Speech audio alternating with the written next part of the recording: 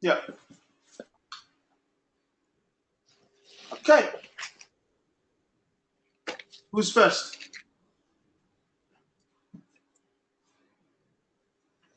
I'm first. Okay, I'm Teresa, and I am from Jamaica, but I live in Toronto, Canada. And I'm learning the Mdw Neter because I want to know more about my ancestors and myself. Oh, that's nice. Nice to meet you. You too. Okay. I'm Emily. I'm from Haiti, but I'm in Boston right now. I'm learning Mdw Neter because I want to learn more about culture. I want to develop my thinking and also be able to help others once I learn. Wow, that's interesting. Okay, welcome. Nice to meet you. Nice to meet you. Yeah.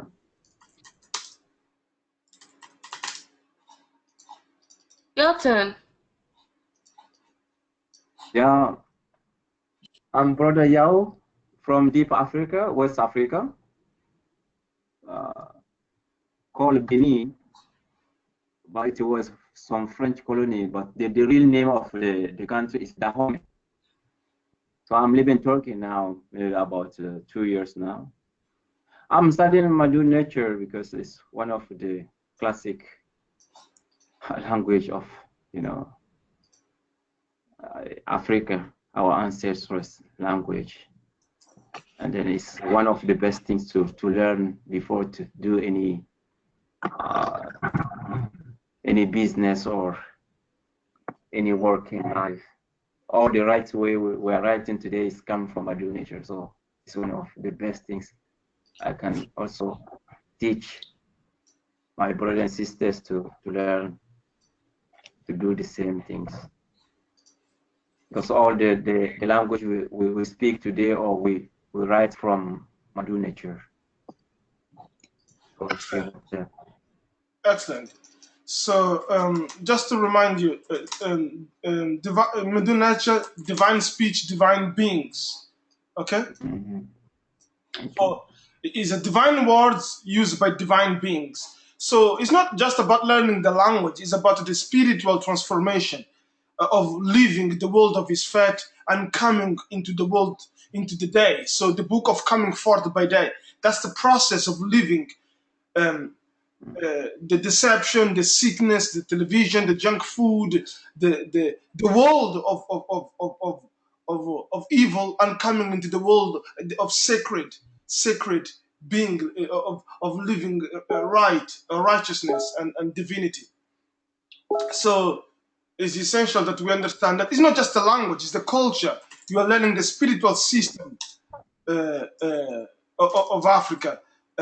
You are learning, the spiritual system of Africa. It's not just a language, because a language, you can learn the language by looking at the grammar. Caucasian authors will teach you about the grammar, but then they cannot teach you about the spiritual system, because of lack of spirituality, and also they come from a different. So, for example, the book which I recommended last week by Alan Gardner, is a great book for grammar.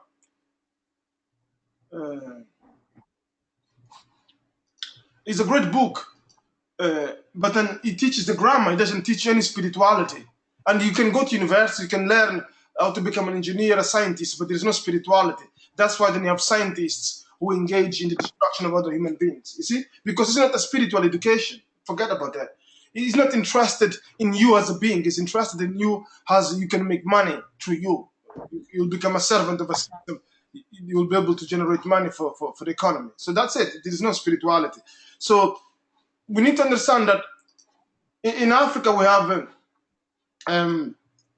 what is called the Nesut. Okay, the Nesut. Here, it's not a pharaoh. It's the Nesut. The Nesut Biti, the ruler from the north and the south. Now, if you look at your body, you can actually have the north and the south. Yeah, your upper body being the north, and then your lower part, the rest of your body being the south. So you're the ruler of both elements. Do you understand this? Yes. Yeah. And Yeah. then if you allow the people to rule either the north or the south, what most people try to do. So Nesut, yeah, Nesut Biti means the ruler from the north and the south. Yeah, because it is the unification of the two lands, which comes Tameri, which then is taken to become the Virgin Mary. Yeah, so here you have Tameri, means the beloved land. Now, it could be the beloved land of the physical land, but also your land. You, as a human being, you are a land. You are a fragment because you are the granddaughter of Nut and Geb. Yeah. So Tamari, the beloved land. So the Nesut Biti is the ruler. Now, you are a ruler of your own life, of the north and south. You are a ruler.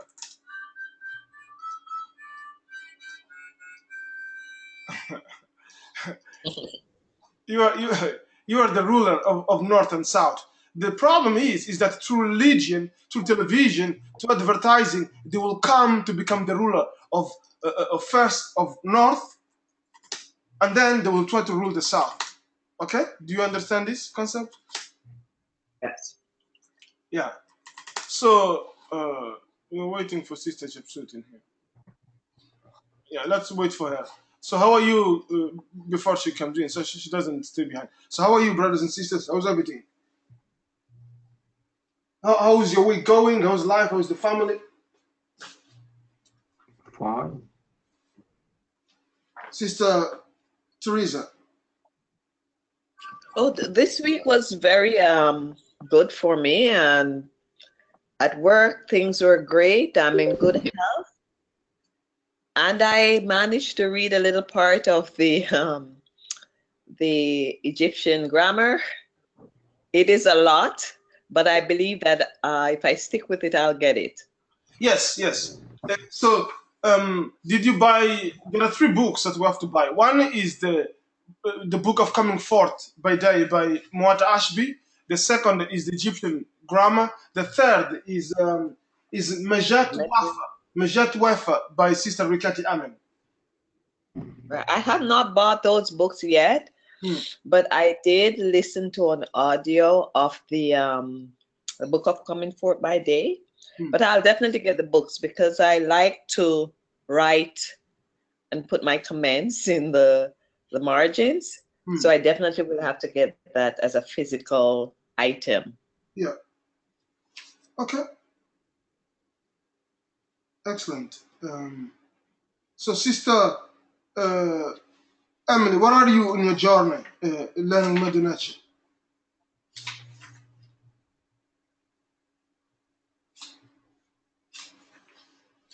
Well, I just bought the book, so I'm just waiting to learn, I guess. So, which book did you buy? The Book of Coming Forth by Day. Okay.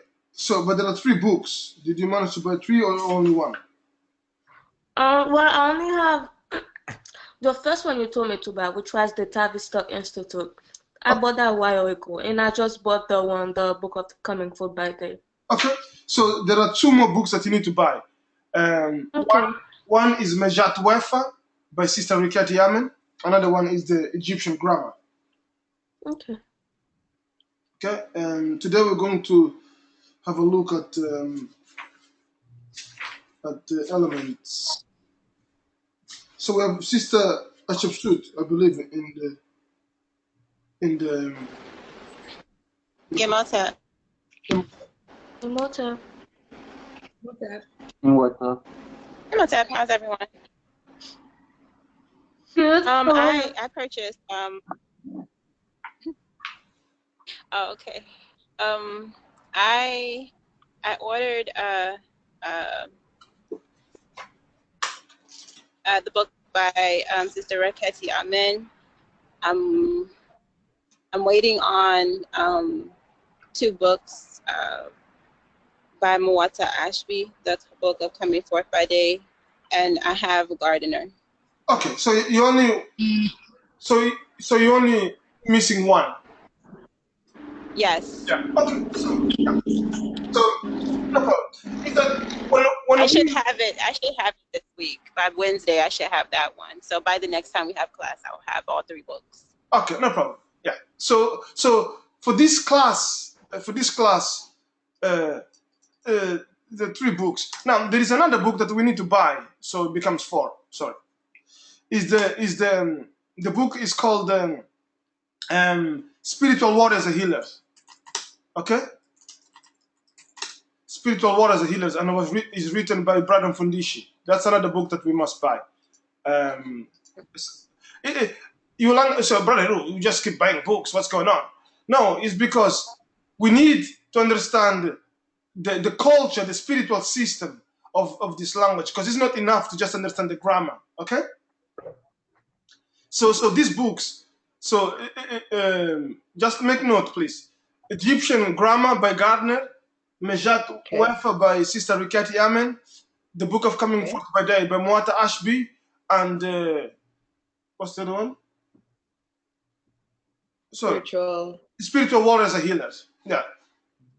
Okay, so these are the 4 books for this course. Yeah. Okay. We have a lot by having these 4 books. Yeah, it will help a lot because we are trying to understand first, before you go into the technical elements, which we are going, you need also to understand the cultural element, because it's not enough to. So, for example, you understand English. Many people speak English, but then they have no spirituality. So the language has no meaning. They're just using the language to get bread, get here, buy things, get a job, get clothes. But then the soul is not. There's nothing happened to the soul, and that's the danger. That's what's happening to many people. They have a job, they have iPhones, but there is no spirituality. So the soul is disconnected from the body, and then the soul is disconnected from the existence of the person. So the person only exists in a physical form. Yeah, and then so it's easier for them to be manipulated psychologically. Yeah, if your body only exists in a physical form, oh well, from sex to food to job to religion, you'll be manipulated. Yeah, so that's the problem of English language. You will find people are very rich, very educated, but they're not spiritual. They commit horrible crimes. And he said, you are educated, you speak the most advanced, refined English, but then you have no spirituality because the language that you use is not spiritual. You understand this? Yeah. Yeah. So the Mdw Neter is a spiritual language. It contains both. It's a symbolic language. Every single nature has a meaning. Now, nature is what they call glyphs. So we look into the world, Nesut Biti, which means the ruler from the south. It means the ruler of a land, the unified land. Now, if you look at yourself, the top part from your stomach to the head is the north, and then from stomach to the feet is the south. So you are the ruler of the 2 lands. Okay. So you know, it's very important to understand this, that a human being is not separated from the land that you walk on. You are the same. It's just another manifestation of the universe that you're walking on the land. It's not separated. So Mdw Neter is the unity of the totality of the universe. So every single character, the grammar, the spiritual system, the book. That's why I ask you to buy these books, because you will start to understand that, yes, it's not connected. It's not disconnected. Aset, Asar, and Hiru, Jehuti, they keep appearing on the language. You'll see as we go along, we will see them appear in the language. Yeah. A great way to see this is the book by Alan Gardner. You will see if you open the book, yeah, you will see you will put the name gods to God, but then of course it's not God, it's a nature. Yeah. Okay. Okay. So you are the ruler of the north and the south. You are the ruler, but then the first thing that you have to rule is your soul, is your spirit, is your car, which then defines your character. So if a person is ruling your car, they are ruling your life because they shape your character. Yeah, they manipulate people using this. This is what they use. Yeah, and then they will bring up something fancy. They said, "Oh, this is religion. This is God," but they're the most criminal human beings in the history of the world. But they said we are religious because they're not spiritual people. So, and then they use English to define themselves. English language has nothing. There is no other language in the world that contains spirituality. Only Mdw Neter. Now, people can then try to connect with the spiritual. Yeah, they can try to connect with the spiritual, um, uh, and they tell some fancy stories to go there. But okay, let's not even go there. So you are the Nesut Biti, the ruler from the south. Okay, so you need to rule the spirit. So this language contains culture. Is the deepest level of culture in the planet. So before we try to understand the grammar, we need to understand there is a culture beneath, and then each image, each nature that you see has a meaning. It's not just there by itself, and this is how you understand the language. And then what then you need to understand is to then in your memory start to have a library of each here. So for example, here, if you see it here, each nature, so the bird is a nature, the table is a nature, you know, the square, the rectangle, the circle, the leaf, yeah, as a nature is a nature. Okay? So when you hear me saying nature, you see, nature, the bird is the same as a star. They are not different. They are both children of the universe. But then the Caucasians, to corrupt the whole culture, they said, no, Osiris is God, and then the snake is something else. So they separate. That's why when you go to university, you have department of philosophy. If you go to a company, you have department of marketing, you have department of HR, you have department of, but then they're all different departments that are fighting each other for supremacy within the company.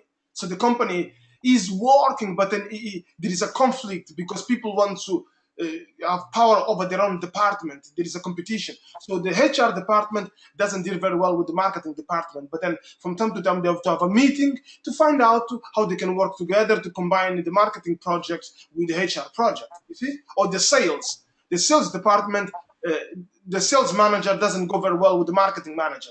And then they have to, then the marketing manager sends an email to the CEO, to the director, to complain because they are not unified, you see? And that's what they're saying. The family should be unified with the sexuality of the public. Now, the family, you can, nowadays, you can have two women. One of them goes to a different country, gets pregnant by, she doesn't even get pregnant, she buys the eggs and then are put into her body. She gives birth to a child that doesn't know his or her father, and then the child that lives with both females. So the idea of father and child is disconnected. So sexuality has nothing to do with the family. It's constant separation of everything that's natural. Now with Mdw Neter, everything is when you see there, you are seeing the representation of the unity. With Mdw Neter is when the images become words. When the culture is represented. Okay. Okay. Yeah, so it's essential that when we engage in the study of this language to understand that it's all so goodness, Jehuti, Mahat is not separate, is not a different element of God of death. You need Mahat even in death, so you can come back into life. Yeah, Mahat is not just something that you do on Monday and then you so from Monday to Saturday you commit crimes, you bribe, you lie, and then on Sunday you go to praise the Lord. Okay, you see. So your Monday to Friday is not separated from Mahat.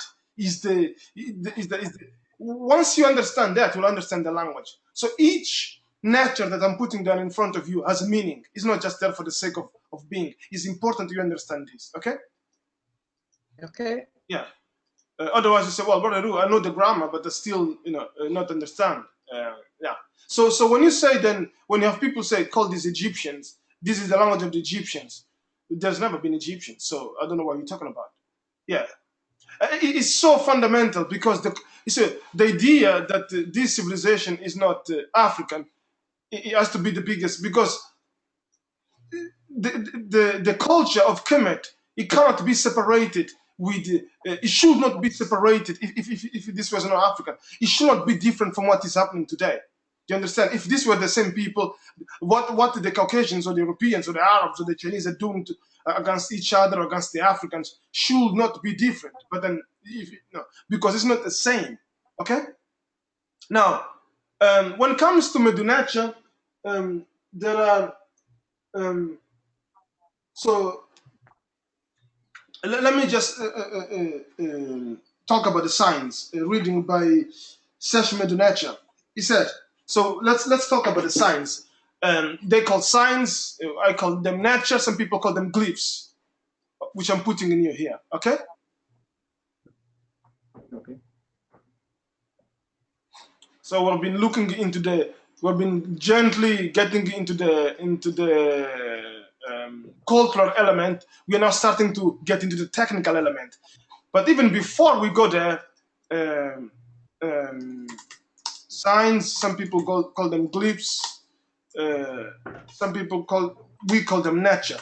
Yeah, but now for the Caucasian, nature is only a god. It's nothing to do with this. So the snake is not separated from nature. Mdw Neter. Asar is same as Asar is green. It's represented as green. It's part of your nature to be Asar. It's part of your nature to be a set. But then if then I introduce a new nature, new by corrupting you. So if you open the page, the book of Coming Forth by Day by Muata Ashby, page 152, it said the following: mode of speech and grammar in the Pertem. Yeah, Mdw Neter, divine speech. So Neter Mdw. It said Mdw Neter, speech, words of the divinity. So let's look into this. So Mdw Neter,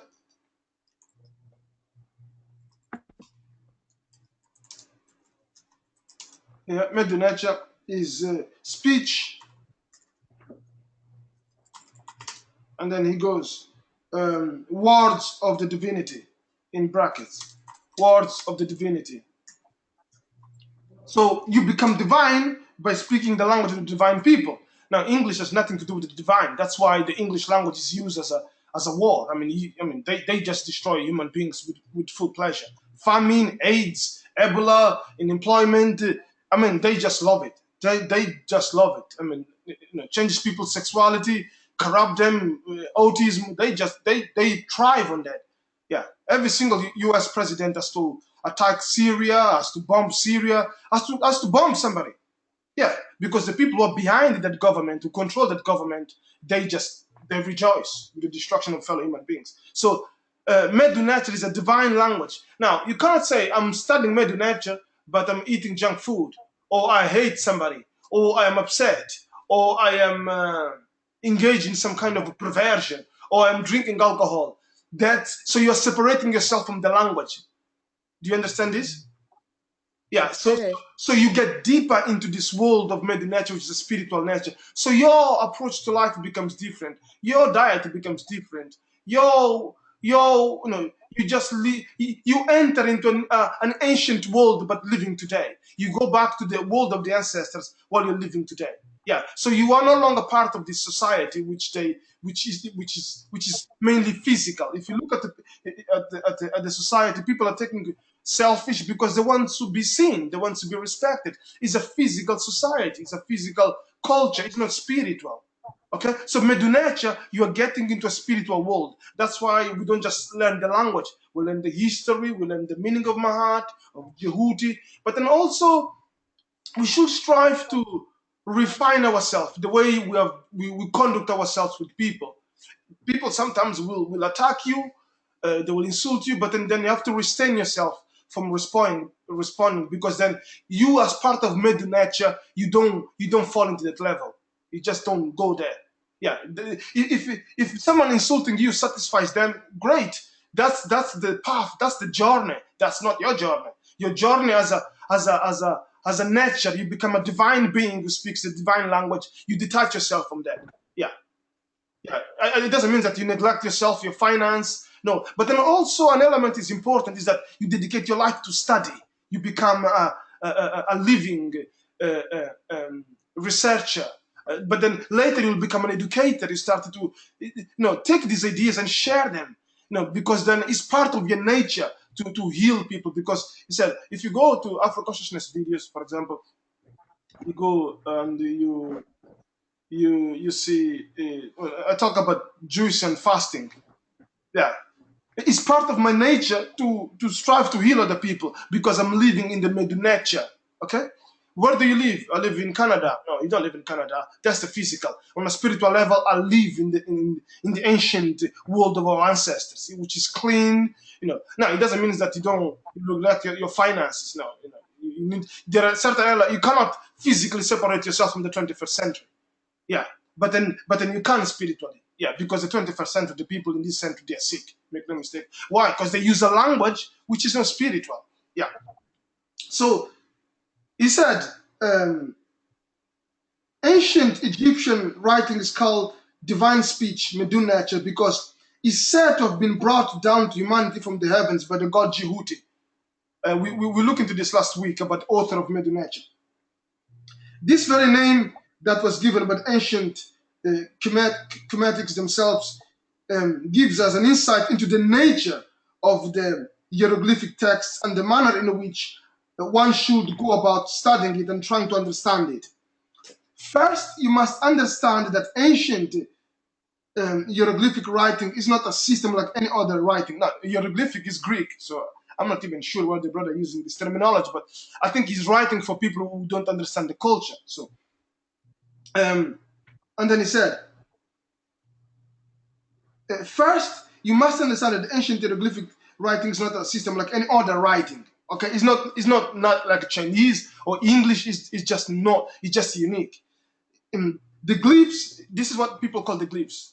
Okay, when you hear people say, "Oh, the glyphs," they're referring to this. Okay, which is a nature or characters. Okay, or letters if you want to use that. This is what people call the glyphs.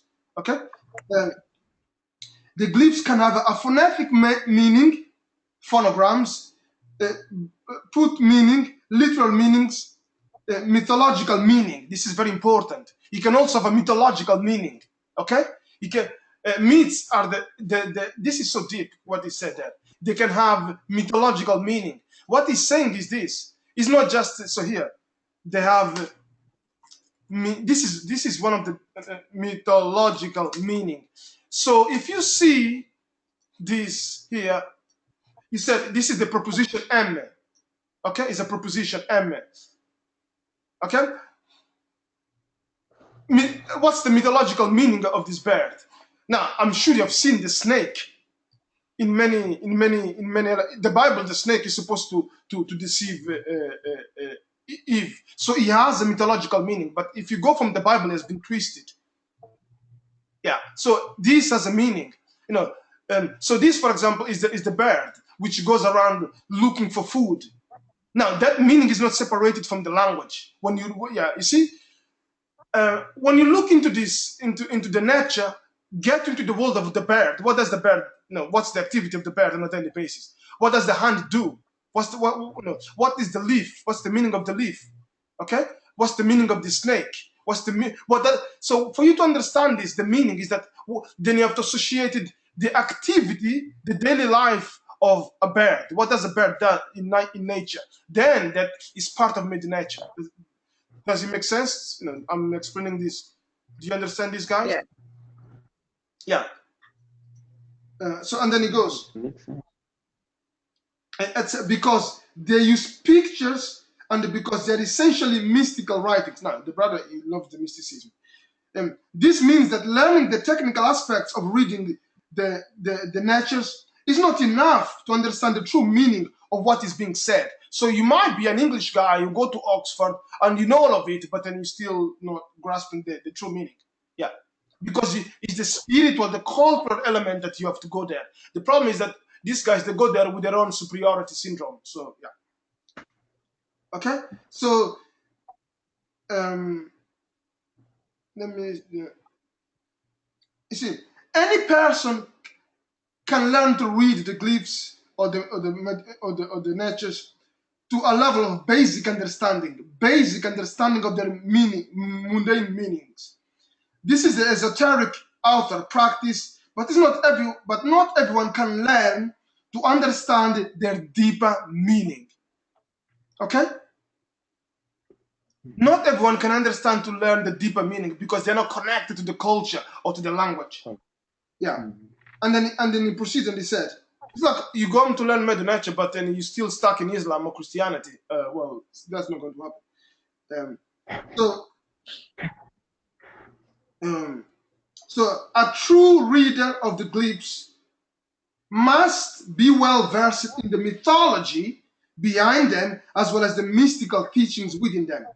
So the person who reads this has to know the mythology or the message inside it, because myth is message, but people call myth. So a person should know the mythological, the story of Aset and Asar and Mahat and Jehuti, which I've been trying to introduce to you guys, but also the message of the ancestors. What are they saying? Yeah, it will be easier for you to understand the language. Okay?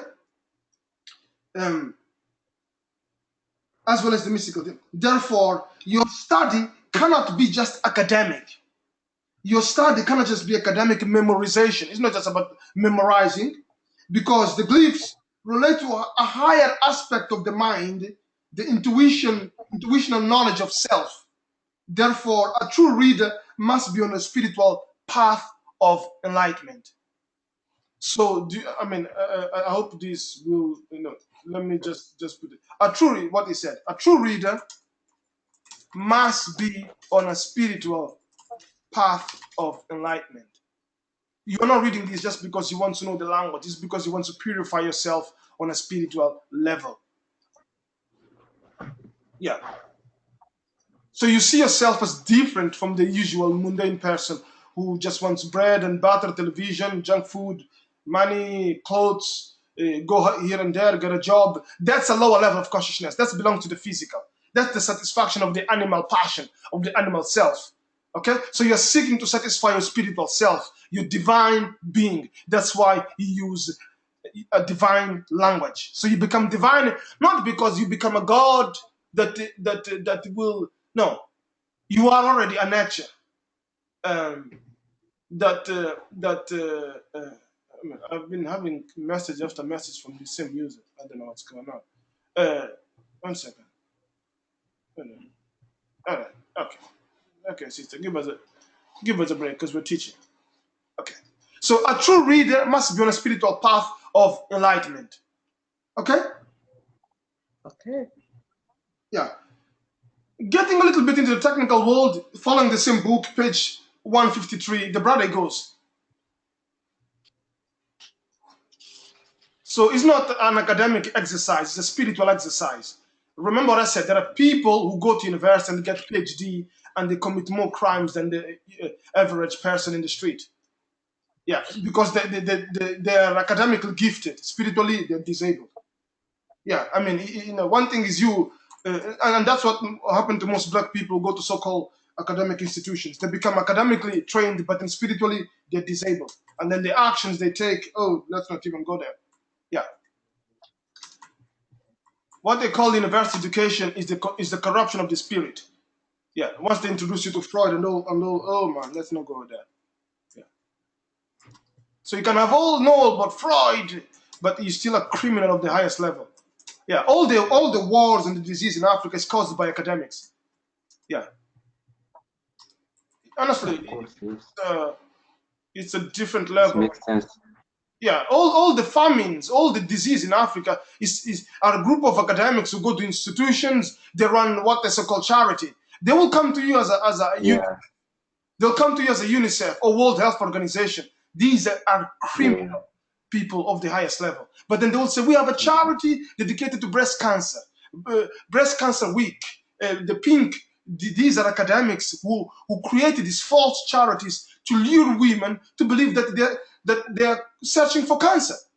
It's just a joke because not a single medication will heal you. But women, because they're not spiritual, they're emotionally they're manipulated very easily.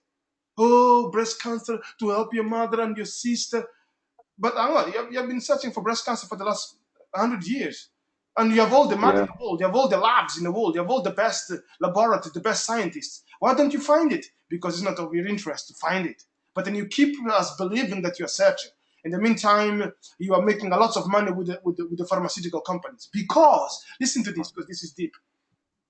The people who run the breast cancer campaigns or charity are the same who run the the big pharma. So the evil behind the big pharma is not separated from the charities. Do you understand what's going on here? Yeah. So the spirituality of Mdw Neter is not separated from the culture of the African people. It's the same. So you cannot say I'm learning a Mdw Neter, but I don't want nothing to do with Africa or the Africans. You won't understand it. You might know how to speak it, but spiritually you are not there. Yeah. So brother, he goes Western grammar. He goes Western grammar. Western grammar may commonly appear as follows. This is book by. That's why I said by the book of Coming Forth by Day. Sister, the ones of this book, Sister Emily, I believe, Sister Achipsut. I'm not sure if Sister Teresa have it. You can open to page one. Yeah. You can open page 153 and you'll see what I'm writing. Yeah. So one, he goes, is the subject here, and then he organizes things like this. Yeah.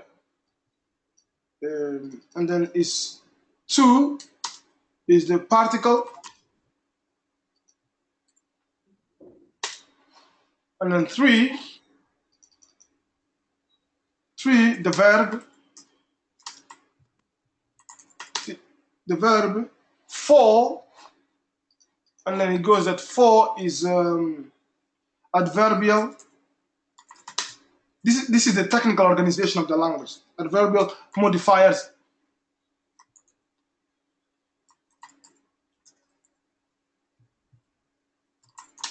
Adverbial modifiers, and then it goes prepositional, the prepositions, prepositional, indirect, object, etc. This is what now this guy, he has been studying this language for a long time, so he knows what he's talking about.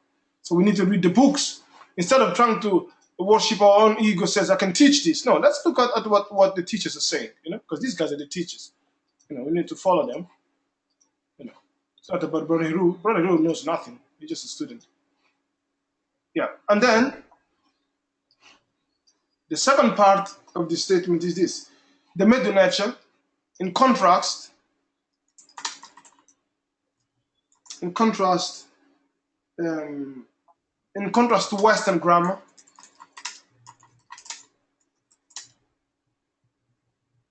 the basic structure of Mdw Neter. Oh man,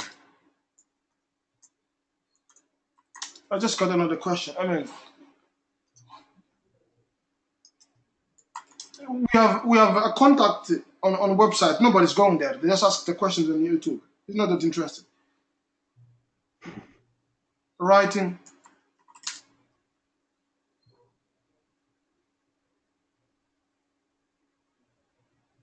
is as follows.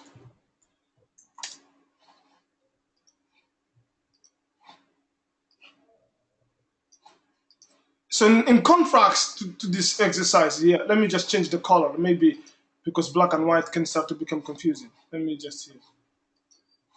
Oh, it doesn't allow me. Come on, bro.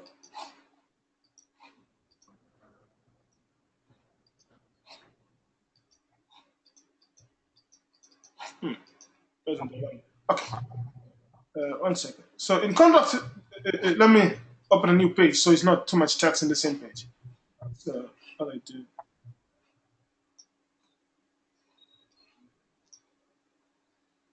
So in contrast, the Mdw Neter, the structure of Mdw Neter goes like this. One, particle. Then we need to know what is a particle. That's why we're going to study grammar, English grammar, before we go deep into Mdw Neter. Okay? Because many of you forgot what a particle is, so we're going to look into that today. So we have a particle, and then we have the verb. So first you get the particle. I've had different. Then number two is the verb. Number three is the subject. Then this is the technical element. Number four, direct object. Number five, so you see, 5 days of the week, 5 children of Newton Geb. Number 5, it's deep, man. It's everything. You see, Newton Geb had 5 children, so you have 5 elements to understand the language. You have 5 days of the week. So Newton Geb is not separated from the week. Do you understand this? In ancient Kemet, the week, so you have 5 children of Newton and Geb, you have 5 days of the week, and then you have 70 days of a set, and then you have 7 days to complete. So 5 weeks, then plus 2 weeks gives you number 7. Number 7 takes you back to the days in which a set spent healing about. It's a different level. So adverbial modifiers, we're going to look what a modifier is. Modifiers, and then prepositional, and then here, prepositional.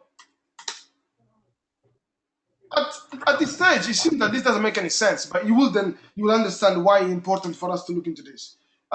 Why is he wasting his time teaching us this? But you will understand why. It will, let's start with the basics, with the fundamentals before we go into the deep stuff. Because if I jump into the big, that's what most people do. They don't want to go into the. So for example, for you to heal yourself, you need to start with the basics. What are the basics? What do you think the basics are in your life to correct the mistakes or the problems in your life? What are the basics?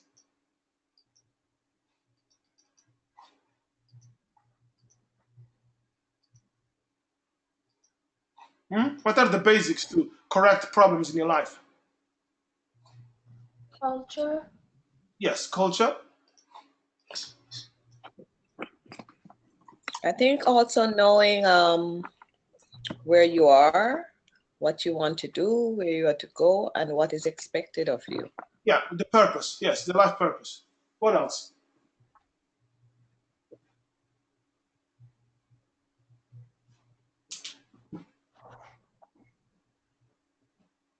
I would say making a change when you know if you're on the wrong path, so to speak, correcting that. Yes. Yes. So we saw a basic structure of the language to transform. Now, let me just put them in writing. Now, this is my perception. I'm not a genius. I'm not the best people in the world. I'm just a student. So, for my perspective, 1 second, please.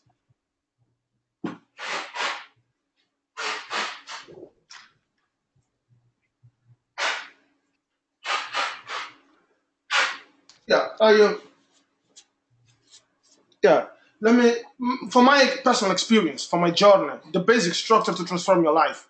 Let's make it, life transformation, life changing.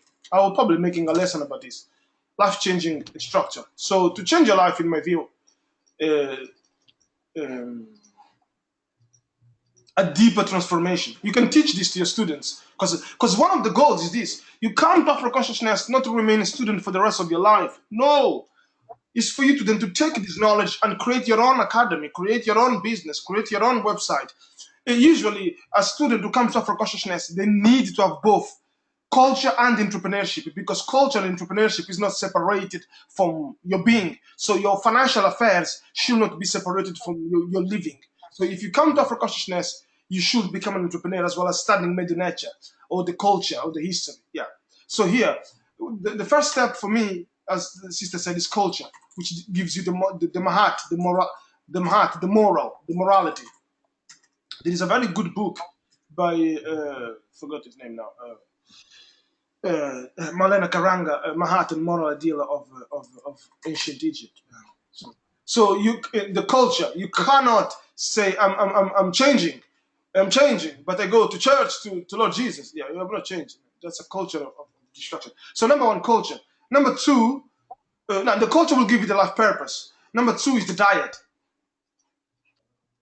Yeah, the diet. You need to look into the diet. Yeah, fasting, juicing, eating plants. Uh, um, Someone said something very good today in a comment. Number three is the meditation. Yeah, meditation in your past, in your present, in your future. Number four is in the living of my heart. Is in the living. Yeah, living and doing. Yeah, and one thing it says, I had a sister and she said, I am Mahat, right? But then she was posting negative, very negative comments about me. But then she was saying she is Mahat. So one thing you say that you're Mahat, but then you're going to the internet to say, oh, these guys scammed my money, they took my money. But then, so what's the difference? So just an example, a sister comes to Afro consciousness. She doesn't get exactly what she's what because she has her own agenda. She gets upset, but she doesn't try to have a dialogue with us to solve, to clarify whatever. She goes straight to the internet and, oh, his name is Nelson, he's scamming you, he's scamming you. But then she said, I am Mahat. Do you see what's going on? You can't say that I am Mahat, but your actions are destructive towards another human being. That's, you cannot say I am conscious person, but then I still lost in the world. Yeah. So you have the culture of your ancestors, you have the diet of meditation, you have the living and doing, and number five, you have the teaching. You have the sharing and the teaching. These are the 5 steps of enlightenment, in my view. There might be somewhere else.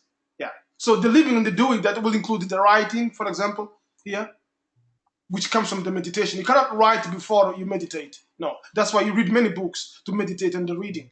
So this is, if you want to become a life coach, this will be one of some of the steps that you include in your program. Culture, Mahat, morality. So the person then has to accept that in the past they have lied, they have cursed people, they have done Isfet. Now it's the time to leave the world of Isfet. Number 2 is the diet. Yeah, change your diet gradually. Not, it won't happen in 24 hours. Number 3 is the meditation. Meditation comes from the reading. When you read something, you're meditating on it. Deep stuff. Yeah. When you read a newspaper and meditate, that's why they corrupt people. It's the worst people ever exist in the planet, are so-called newspaper journalists. They're the worst because they are inspiring entire societies to meditate in hatred, in war, in degradation, in poverty, in stupidity. Yeah, it's so the society, beautiful human beings, they spend their lives meditating on how to destroy the people and how to hate the Muslims, hate the Syrians, hate the Africans. You see? It's honestly, it's very nasty. So number 4 is the living and the doing and the writing. So one of the exercise is to copy this and design them and draw them. That's why we have a drawings, to draw them on a piece of paper. I have them. I can show you them. 1 second.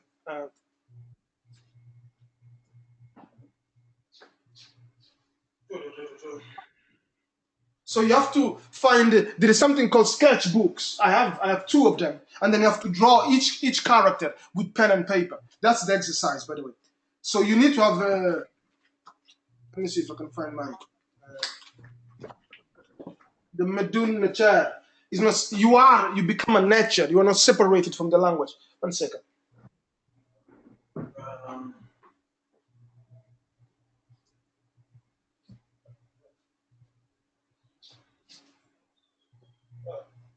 Astonishing. When you don't need, things are all over the place. As soon as you start to find it, okay, it's here. Yeah. So I don't know what. No, it's not. Oh man. 1 second. Let me go upstairs and see what I can see.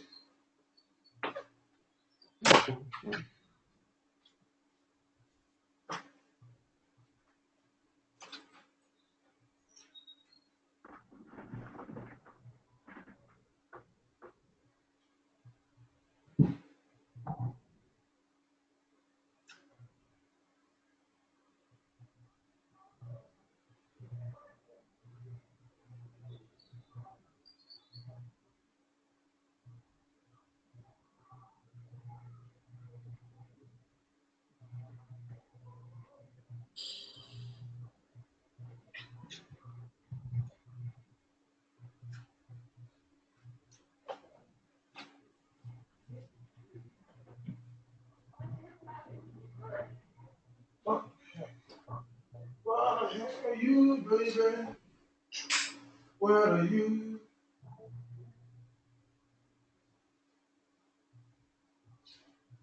One second. Apologies for the delay.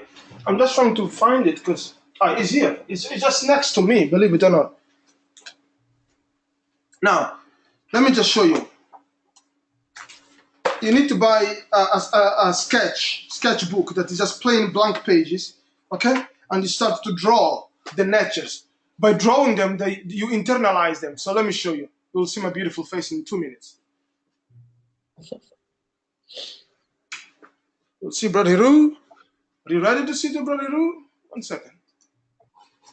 So I activated the webcam, and I'm going to show you. Can you see this? Can you see the webcam? Yes. Yeah. Sister Ashepsut, brother, can you see the webcam? Can you see the design? Can you see the drawings? Yes. No. Sister Emily. It's a little bit blurry. Oh. Sister Emily, but can you see the drawings here? Yes. Yes. All I see is the screen where you were writing. Yeah, you should see the webcam in a minute. I don't know what is delayed.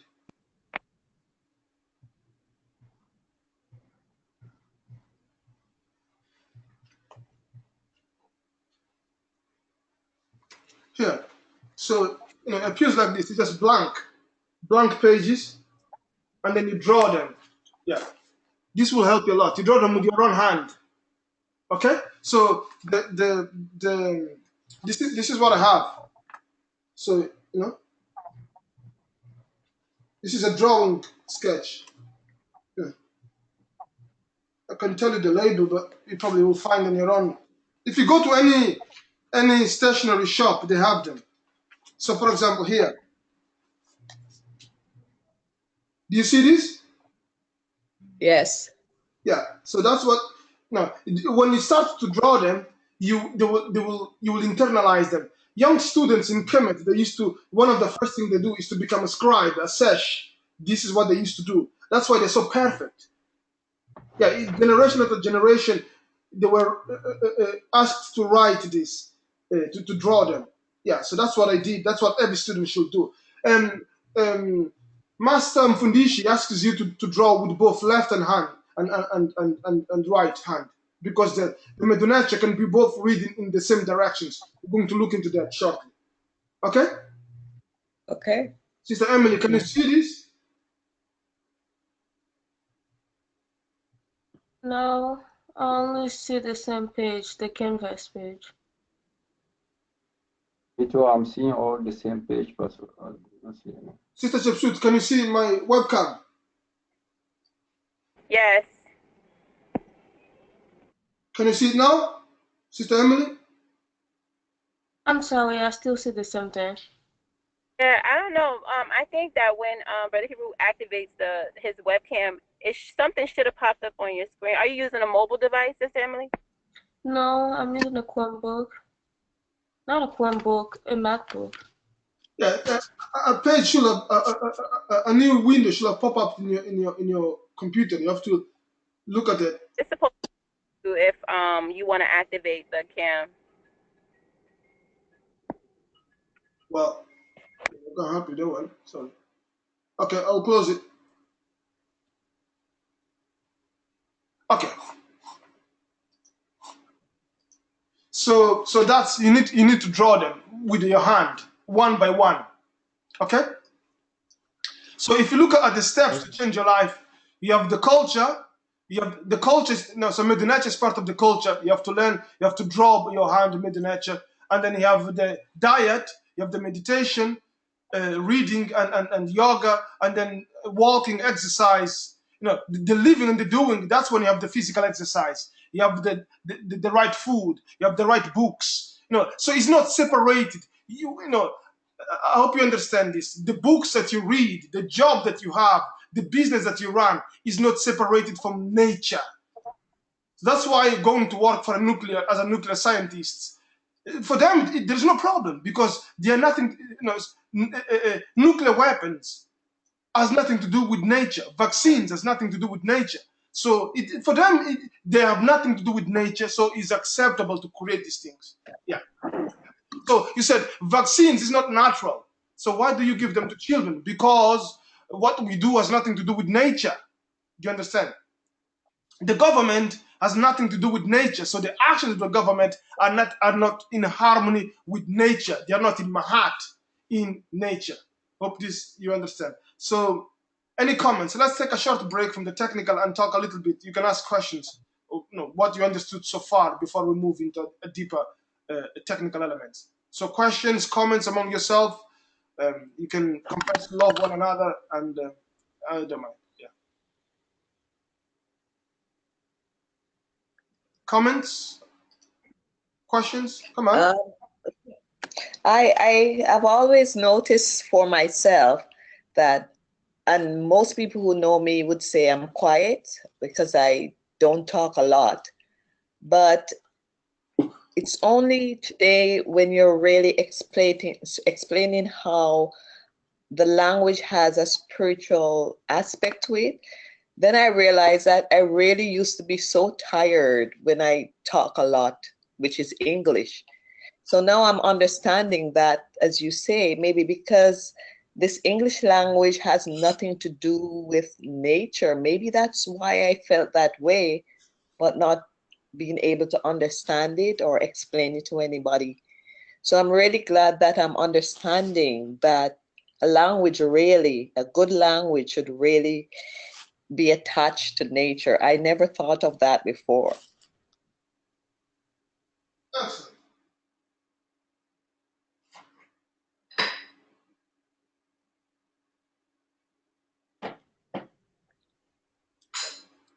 More comments, please.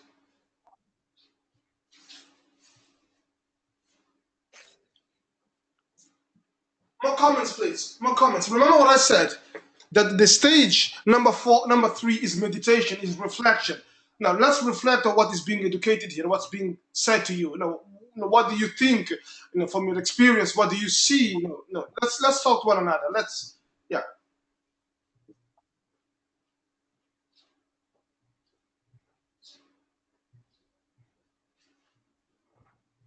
No, Hello. here for teaching is to teach is very good. As you always said that when you teach once, you learn twice. I try to do that, and then I really feel good when I share something with somebody, and I learn more, and the way the person also answering. I think the number 5 is a very good thing to do from the language.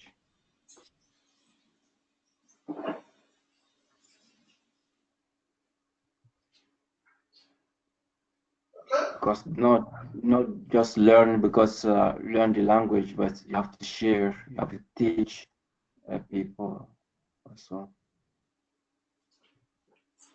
Yeah. No comments, please.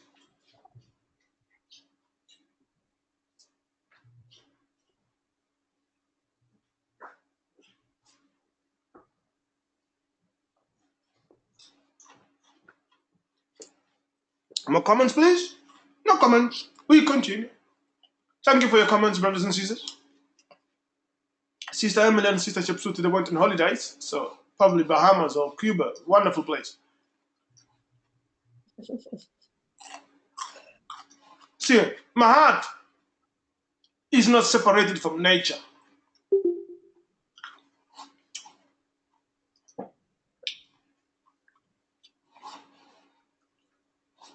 My heart is not separated from nature. Yeah, you are not separated from nature.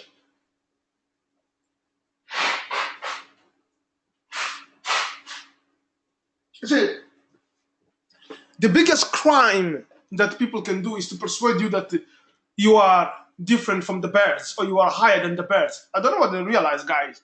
The birds have to eat, they have to sleep, they have to drink water. You do exactly the same. But then the idea is that man or woman is superior to nature. He can dominate nature, really. Yeah. So that's their Western culture, Western civilization.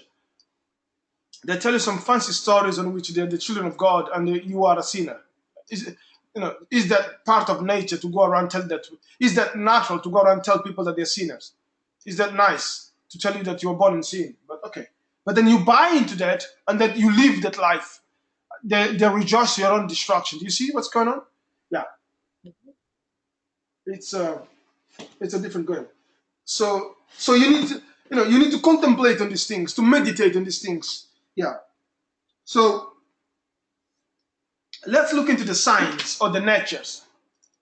The natures. Yeah. Or you can also write like this, Neters. Yeah. Let's look into this briefly. Now getting into technical, but as we go technical, we remain spiritual, we remain interested in the culture. It's not differentiated, okay? It's not separated. Yeah, so, and it goes, page 38 from book Mdw Neter. The precision and beauty of the signs and the monumental inscriptions testify to the sacredness of the language and the care in which it describes. Consider their arrangements and order. I see the word order keeps coming back. It's sacredness, it's scribes. Yeah. They are often woven into the scenes that they are labeling or accompanying.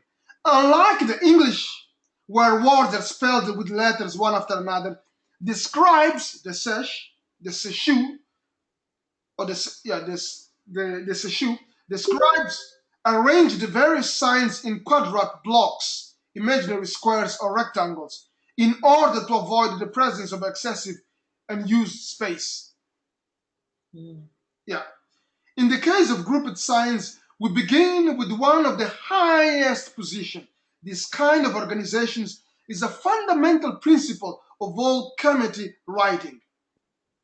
The arrangements of the groups depends on the shape of the individual signs. In general, every sign has one or three basic shapes. So the signs has three basic shapes. So here, let's just write this. He said, in general, every sign has, so in general, every sign has three basic shapes. I think that's what it is, basic shape. Let me just, in general, every sign has one of the three, has one of the three basic shapes. So in general, every sign has one of the three. Now, you see, we're not rushing to try to learn the grammar, and now we're going into the basics to understand the basics by reading the books of people who teach this language. So this is Brother Ujao, blessed be him and his family. So he said, tall, narrow signs. So tall, narrow signs. Yeah, for example. Yeah. Okay, the three groups, they're organized in three shapes. You have tall, narrow signs, okay? And then you have flat, broad signs, flat, broad signs, for example. So yeah, for example. And then you have also low, narrow signs. And then you have low, narrow signs. So let's look into them. Okay.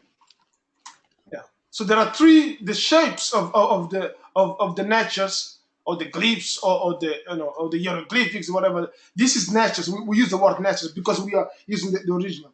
So this, for example, we have in here we have this. This is the tall narrow signs. Yeah. You will see this. This is also tall narrow signs or glyphs. I don't want to use the signs, but the natures. Yeah. So this language we are looking into now. An European will say these are the gods. Yeah. And then there is a problem whether the gods is a human, whether it's a snake. Yeah. So that's where when you go there and you start to translate things into gods and goddesses. You see. So how come a leaf is a god? Because it's part of nature. Yeah. And then you have the broad signs. this is an example of a broad sign. It's not a sign, but I'm reading these books. It's because these brothers, they're teaching to people who don't understand the culture. They say signs, glyphs, Greeks, Greeks.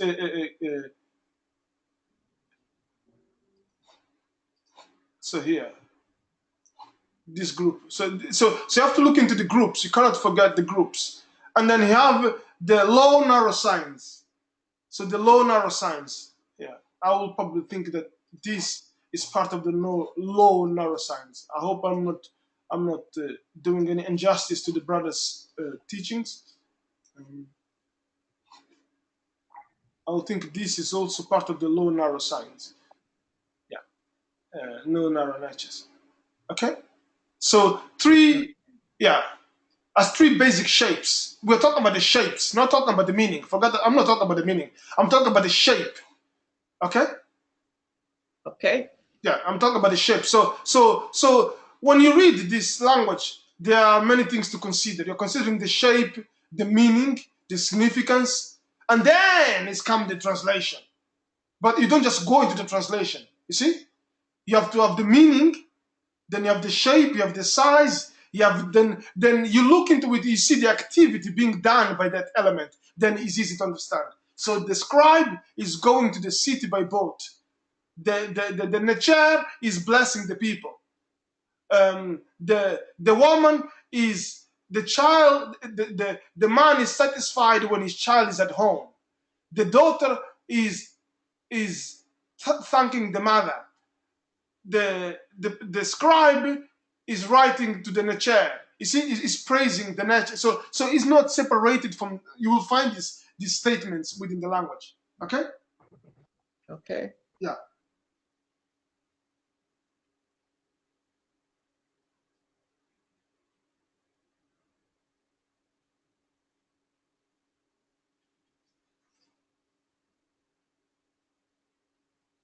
So now there is a lot to read in the book, but I'm not going to go page by page. But then I'm just. I hope you are getting. We're slowly and gently getting into the technical elements of the language. Okay, I don't want to. Before the technical, there is the cultural, the spiritual, to understand what we're learning really here. Yeah. So I hope you guys understand. I hope you guys are don't feel confused or overwhelmed when they was told that someone is overwhelmed. Okay. So we want to. There is no need to rush. There is no need to get desperate. So let's look into the direction. Okay, the direction on how you read the Mdw Neter. Okay, so the direction is regarding reading and writing. Yeah, because you have the family, and then how do you organize the family? Because these are all family. There's all family. Then they're here. Then how do you read them? What's the direction? How do they? So we've seen the type of shapes. Okay, we've seen the spiritual meaning, the cultural meaning, the life-changing meaning. Now we are seeing the direction. How do you write and read? Yeah. So sometimes, so I just put in you, how do you write and read them? You can, yeah.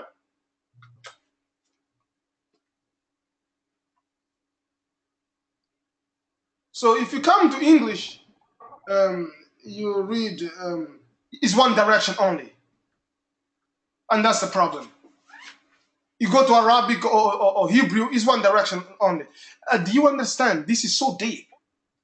You read one direction only. It means that the language is guiding you, is leading you to a destination. It's only one direction only. It's distraction, by the way. Yeah. When you go to university or to college or to school, hey man, someone just said thank you very much for what I'm doing. Wow. Miss Nadia Miller, thank you, sister. Wow. Right. When you read English language or Arabic or Greek or any other non-African language, it takes you to one place, mental slavery. Yeah. Because a language leads you. A language, you see, a leader has to use a language, has to speak. A leader speaks, and then you have to ask yourself, where are you leading me with your language? Well, the drugs in this country have been legalized. Abortion in this country has been legalized. Same-sex marriage in this country has been legalized. Vaccine in this country has been legalized. The Congress has approved a law to attack Syria. The Congress has approved a motion to attack Iraq. Do you understand what's going on here? The language is leading you to attack Iraq. So the language is deep. In the beginning, there was only Noon and the original ocean of chaos. Then Ptah created the universe using the word. That's where it comes from. A language you can lead. People don't know the Bible, don't know anything about the whole thing until they read the Bible. They become brainwashed. So the language, the words, they lead you to a place. Okay? Now, with English or non-African language, the problem is this. There is only one direction. Have you heard of a group called One Direction?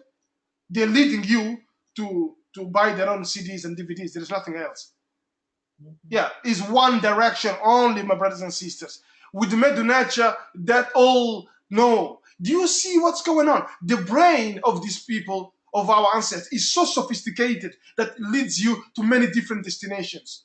Mahat, bliss, peace, happiness, consciousness, wealth. The English language leads you to one single place. Is when you are a slave, you are a sinner, you have no children, you have no family, you are in debt, you are poor. Do you understand? It's in the language. So you have to be careful which books you read, because there are books among Caucasian people, among black people, who lead you to happiness, to bliss. That's true. But there are many books among them, mainly the education they use, that leads you to perversion. Because there's only one direction.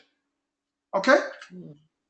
Okay. But the Mdw Neter, that's not true. It leads you to many destinations. You can read it from different. Here, let me put this right. It's so deep, man. It's deep. It's here. So you can read it from horizontal. Yeah. You can also horizontal form, left to right. Yeah. This is deep. So when you write, you can write from left to right. So your brain, the both areas of your brain that are needed, they are activated. Now, if you read it on one language, you see you become stupid. Honestly, you become stupid. If you go to Freemasons, they know this language better than we do. Why? You say.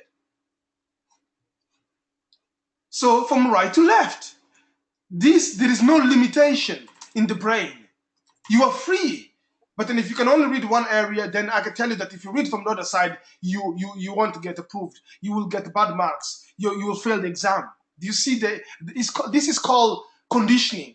Conditioning human beings to become stupid. This is called, when you go to school, it's called social engineering. It's called conditioning. Sister Teresa, when it's cold in your house or on your company, what do you have to do when it's cold in your work? What people have to do? You have to turn the heat on. Yes, you're conditioning the room to become warm. Right. That's called or you put on some extra clothes. Yes, you're conditioning the body to accept that environment. So when you go to school, they're conditioning you to accept the degradation, the joblessness, the perversion. The biggest child abusers in the planet are politicians, very rich, very wealthy people. He said, hang on a minute. You are supposed to give us the laws, brother. You're supposed to lead the nation to bliss, but you are engaged in perversion because they've been conditioned through the teachings of Sigmund Freud. You see what's going on?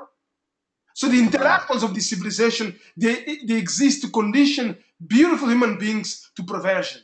So Mdw Neter, you can read from left to right, from right to left.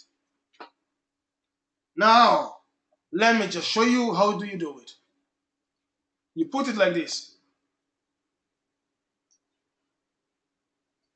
So you're reading Mdw Neter from left to right. Yeah. Now, I don't know whether the system will allow me to do it, but I think it will.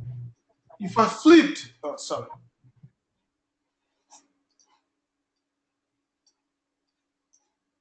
Here, if I flipped this, oh, come on, but you know, if I flip here,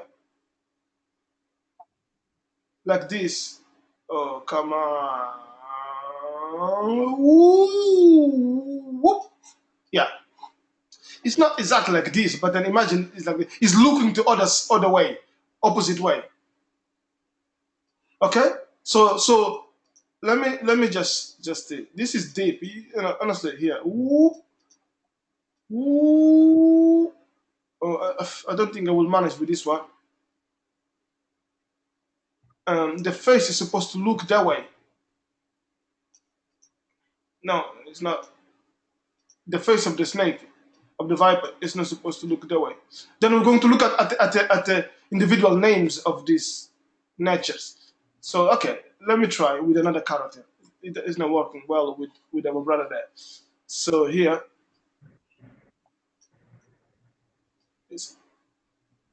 I'll have to draw them again and flip them on the side, but then hope you get to the what I'm trying to say here. This is how you lead them from left to right and right to left. So this will have to be. It's not flipping them. The direction is to.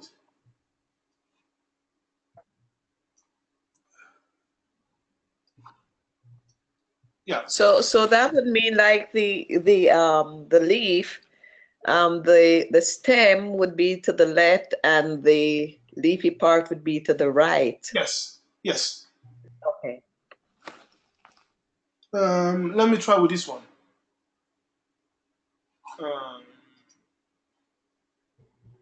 Let me try with this one. See if I can. I will have to have a system to draw them to look. So I just flipped it. If I flipped it to the right, to the side, so the bird looks in other direction. This is just I changed I just flip them up and down, but then it's to flip them left to right. That's what I'm trying to tell you guys. Yeah. Okay. Yeah. It's not to put it upside down. No, it looks other way. Okay. Okay. Yeah.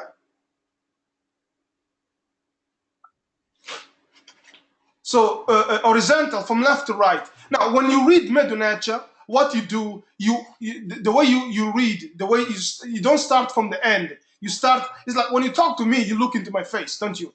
It's wrong to look into when you talk to me and you look back. So what you do then when you read Mdw Neter, you look at it as if they're talking to you.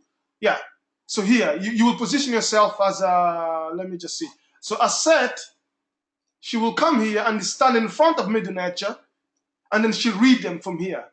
So Asa will come in front of Mdw Neter and he will read it from here, from left to right. This way, it starts from here. So you always, when you look at the Mdw Neter, you don't start from here. No, you look at how the netters are looking at you, how the bird is looking at you. Okay? Okay. Yeah. That's interesting. Yeah, so you don't talk to me and you show me your back. No, don't show me your back. Show me your face. Show me your eyes. So you have to look at the natures or the glyphs, if you want to use that word. Yeah, or the signs. Look at them. That's how you read them. That's how you find the meaning. You don't never ever. So this way here. So they will look at you. You start from here. You start with this one. You don't start with this one. Now in this case, you will start with this one and then you go. This, okay? Okay. Yeah, so in this case, you start the way the netters are looking at you. So the gods, if you want to use the language of common people, the gods are talking to you. Yeah, so the text is talking to you. You're not talking to the text.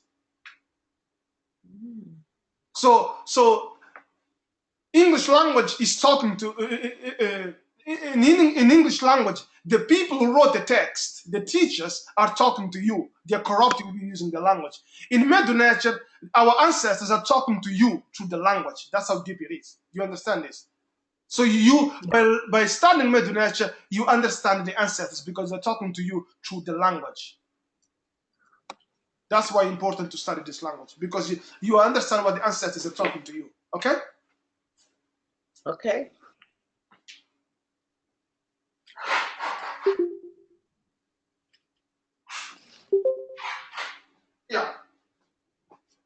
So the ancestors are talking to you. So you should pay attention to the ancestors. Someone just logged in and find out who was.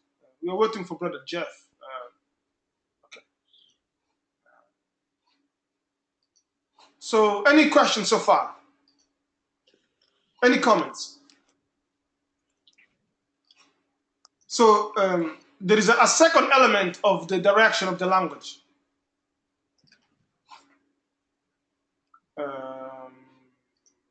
I don't know, Brother Jeff.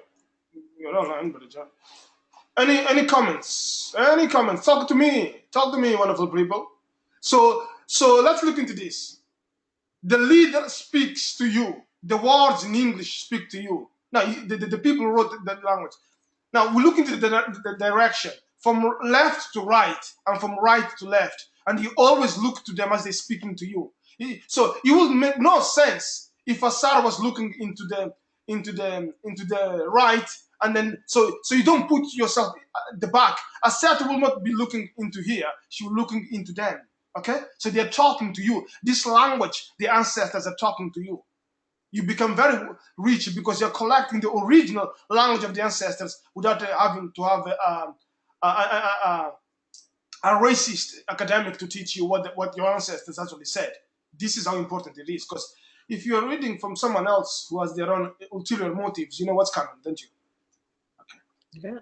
Yeah.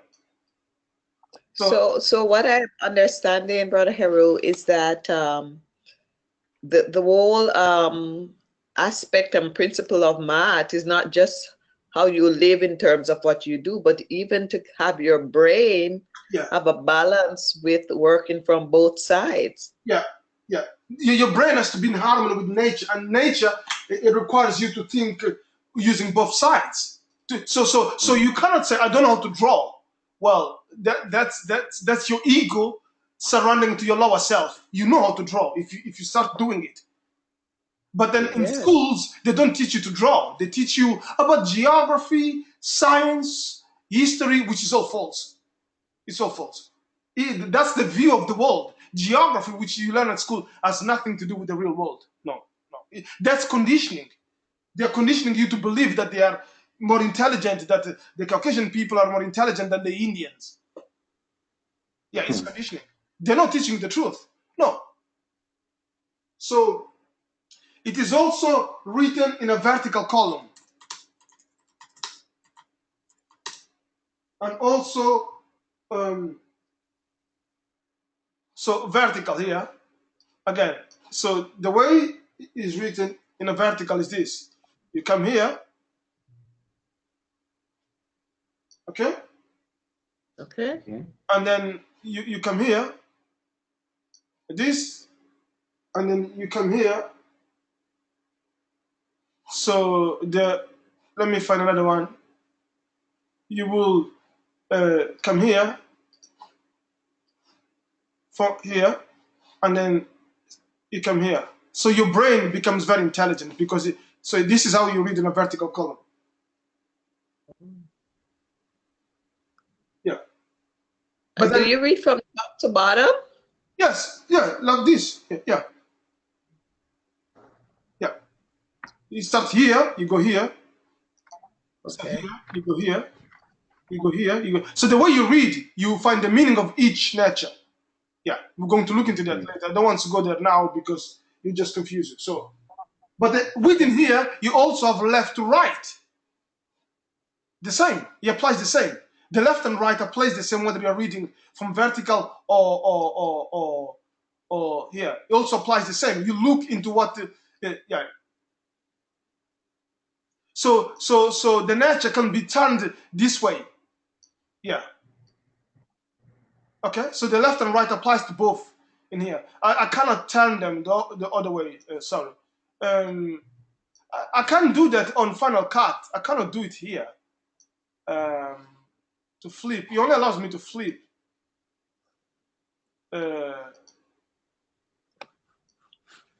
Yeah, you see, that's how you should look like. Here, sorry. Here, it should. It's only. Yeah. Oh, I did it. Wow, that's great. Yeah. Here. Yes. Yeah.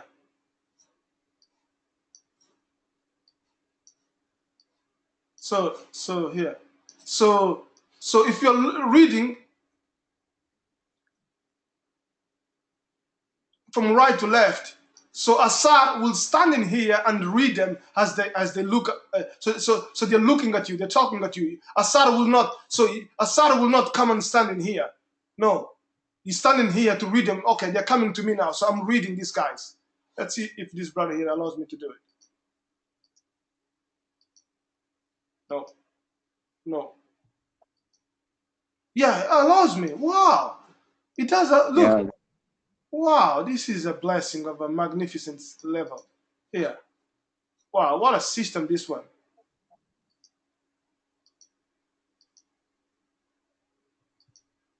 Here we go. Wow, brother Hiru. Yeah. Yeah. Yeah. So then you will do it like this. So it's still from vertical, but then you're reading from left to right. So Okay. then Assad will stand this way. She read them this way, and then Assad will stand here. Yeah. So this is left to right. Yeah. So let me just organize it. Yeah. So left to right. This way. And then here is from right to left. So it doesn't change. So it's very rich because your brain, there is no limitation. It makes you think. It sees your reality from a different. Yeah. You find this. You tend to find the names written like this in the Shenu, in the names of kings and queens, or the Nesut. What is the Shenu? The Shenu is what people call the cartouche. Oh, okay. Yeah. Is the Shen. French. Yeah, French. I made a French, video about it.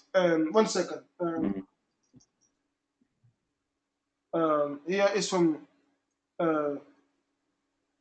right to left. Yeah. That's why when you draw them in both directions, so your brain becomes easier to do that. Okay? So I probably have to go upstairs to the previous one and arrange it better.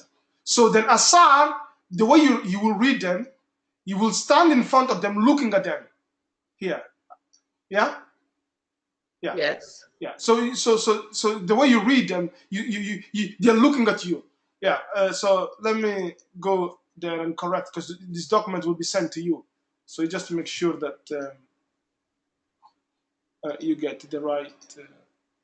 Yeah. No. Yeah. So this is how it looks like. Let me.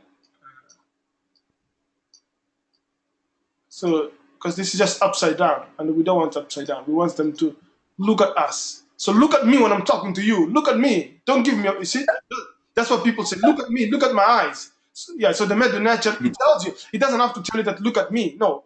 You know. So it's a natural way of talking to somebody. Yeah.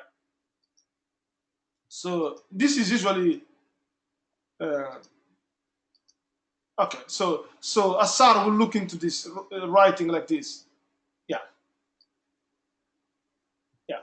So this doesn't happen in English. It's only one direction. So your brain is poor.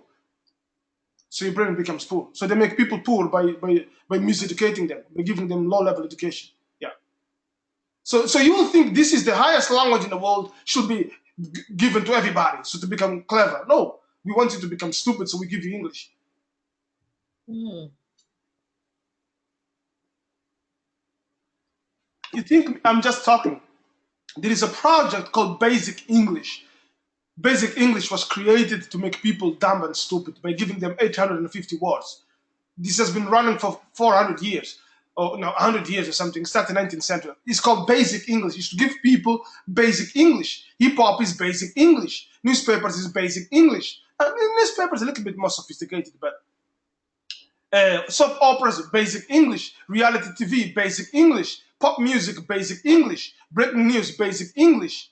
They keep repeating the same basic English, so your brain doesn't that it doesn't stimulate the brain to think, to link the different veins in your brain. Yeah.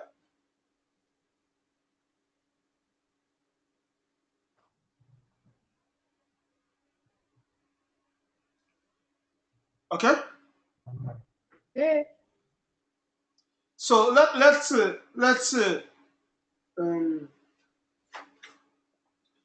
just have an example of the 4 directions of the writing. How they would look like if they are organized.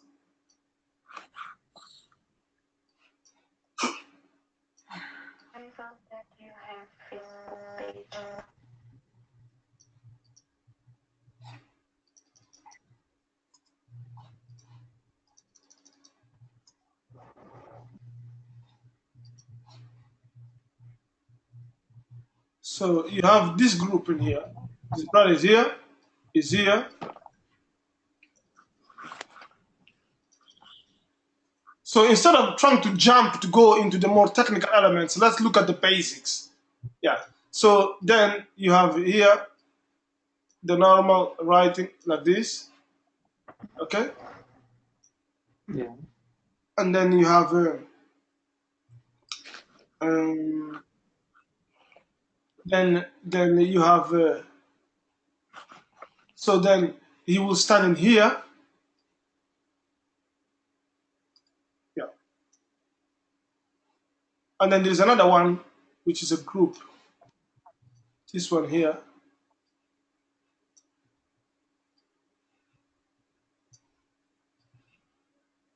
Yeah. So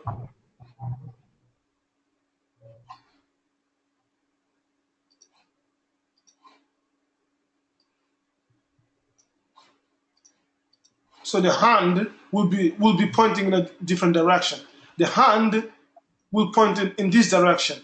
So this is how you read Mdw Neter. It will help you a lot.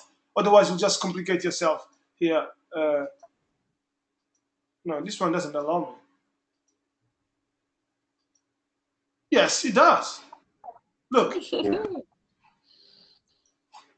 So you have then all we need to do then is to find out what's the meaning of the leg, and then you point. Then you see where the leg is pointing to. So then you know what it's telling you. Yeah. So the leg has a meaning in Mdw Neter. Hand has a meaning. Yeah. Everything has a meaning. Then what's the meaning of the character B? What's the meaning of B? Or C? Or D? What's the meaning of D? Tell me. You just have then to add another character with D to have a meaning. Do you understand this? So D-A-D, dad. That's how you get a meaning. But D by itself has no meaning. Do you understand this? D, the character Yes. D by itself has no meaning. Yeah. So you have to then have dad in order to have a meaning. So the mouth in Kemetic culture means R. The character R. When you open your mouth, R, R. So you see that the pronunciation. So this here, this glyph in here has a meaning. Glyph of Mdw Neter or the Neter has a meaning. Yeah, you go. It starts like this. So this is how you write them. You write this way. You write this way. You write this way, and you write it. These are the 4 ways you can write Mdw Neter. You will see them written, by the way. Here. So from left to right, to from horizontal, from vertical, and then you have here. Yeah. Now you don't write English this way. Now you write this way, but you don't write this way. You don't write this way. You don't write this way. So you're limited. So your brain is not using its full potential, its full faculty. That's why people fail to realize the potential. Yeah.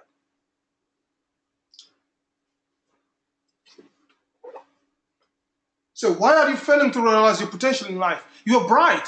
It's because you are not using your brain to the full character. Nowadays, they just people, they don't even have to study all of this. All they need to do is to change it to become gay or lesbian. So you're stuck in the world of the flesh, of the sex. So your greatest achievement in life is to come out. It's not to learn Mdw Neter. It's not to refine yourself as an individual, change your habits. No, it's to come out. They will put in all the newspapers that such and such celebrity has finally come out as gay or lesbian. That's the biggest achievement in their lives. Yeah, it's astonishing. Do you see how how low the civilization of the human society has been brought into. Yeah, Yeah. it's yeah.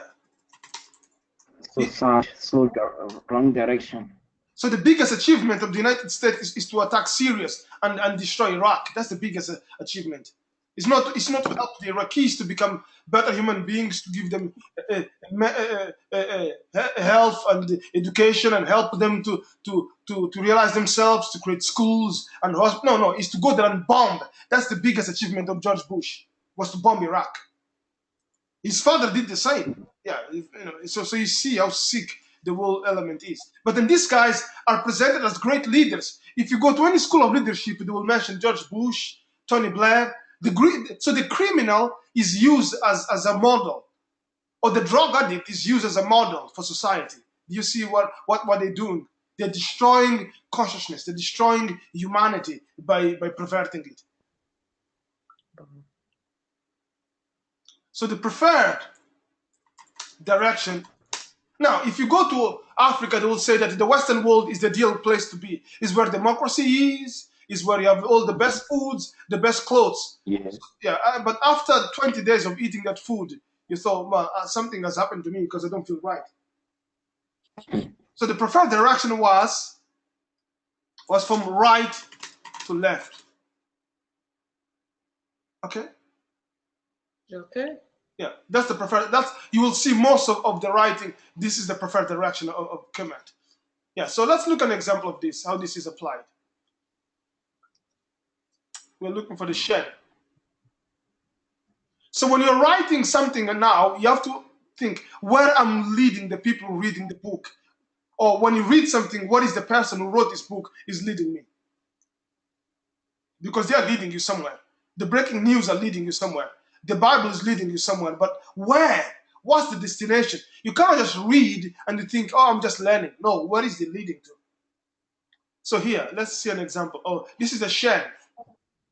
Yeah. So you can see here, they're looking towards the right, and then they come from top to bottom. Yeah. You see here? So the bird is looking that way. The leaf is direction that way. The anchor remains the same. It doesn't change. Now, what you will understand is that there are certain signs that they don't change. So what you need to understand is that what are the leading signs looking into? They're looking that way.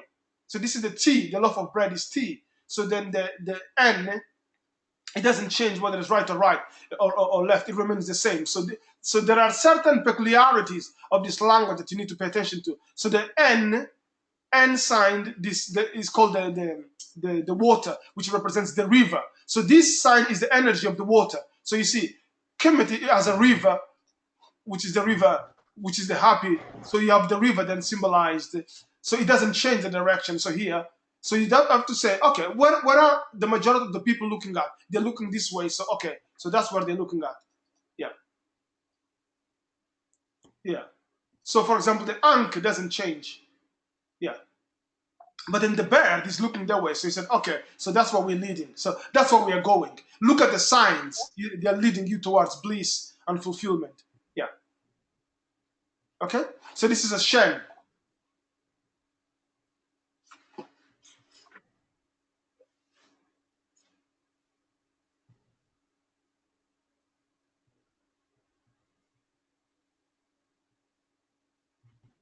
So you said it's a Shen. Yeah, let me just write. So Shen is a singular. Here. Shen. Okay, and Shenu is plural. Yes. So okay, Shenu would be two Shen, because in Kemetic language, in Mdw, we're going to look into that later on the vocabulary, but so you have the plural is to add a U.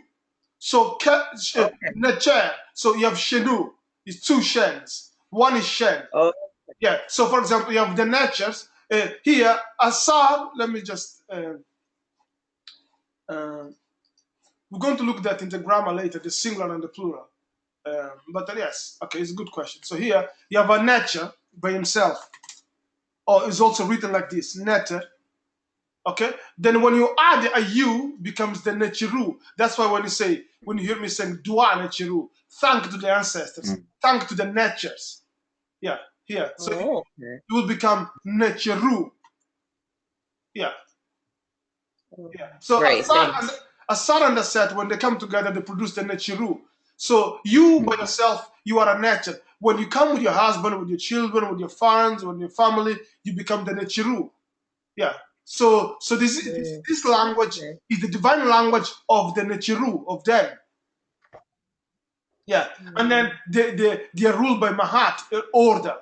To understand this language, you have to understand the order of the Necheru. Yeah. You cannot understand it individually. Now, he has a meaning on an individual level, but then he gains a higher meaning when he becomes the collective. So you, as a black woman, you have a meaning, but then you gain a higher level when you unite with other black men and black women. So by yourself, you are an employee. You live in this world of jobs and Monday to Friday. But when you join Afro consciousness, you join the Necheru, your life gets a different meaning. You understand this? Yes.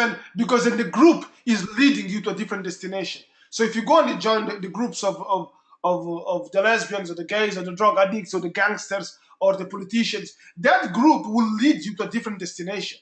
Yeah, so that's why they make a flag when there is a group.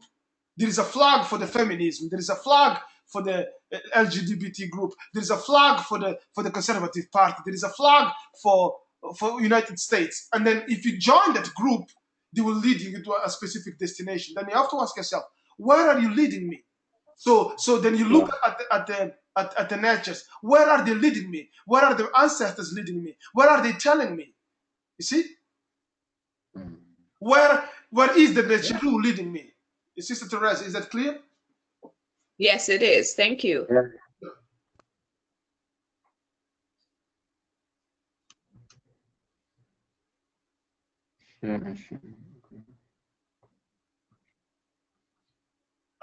I think we should stop from today, and otherwise it becomes too much. Um, there's no point in giving you too much in one single go. You get an overdose. Oh, brother, I have an overdose. I need to go to a doctor. You know, Okay. I don't want to give you an overdose. Just to write what I just told to Sister Teresa. Yeah. Oops. Let me.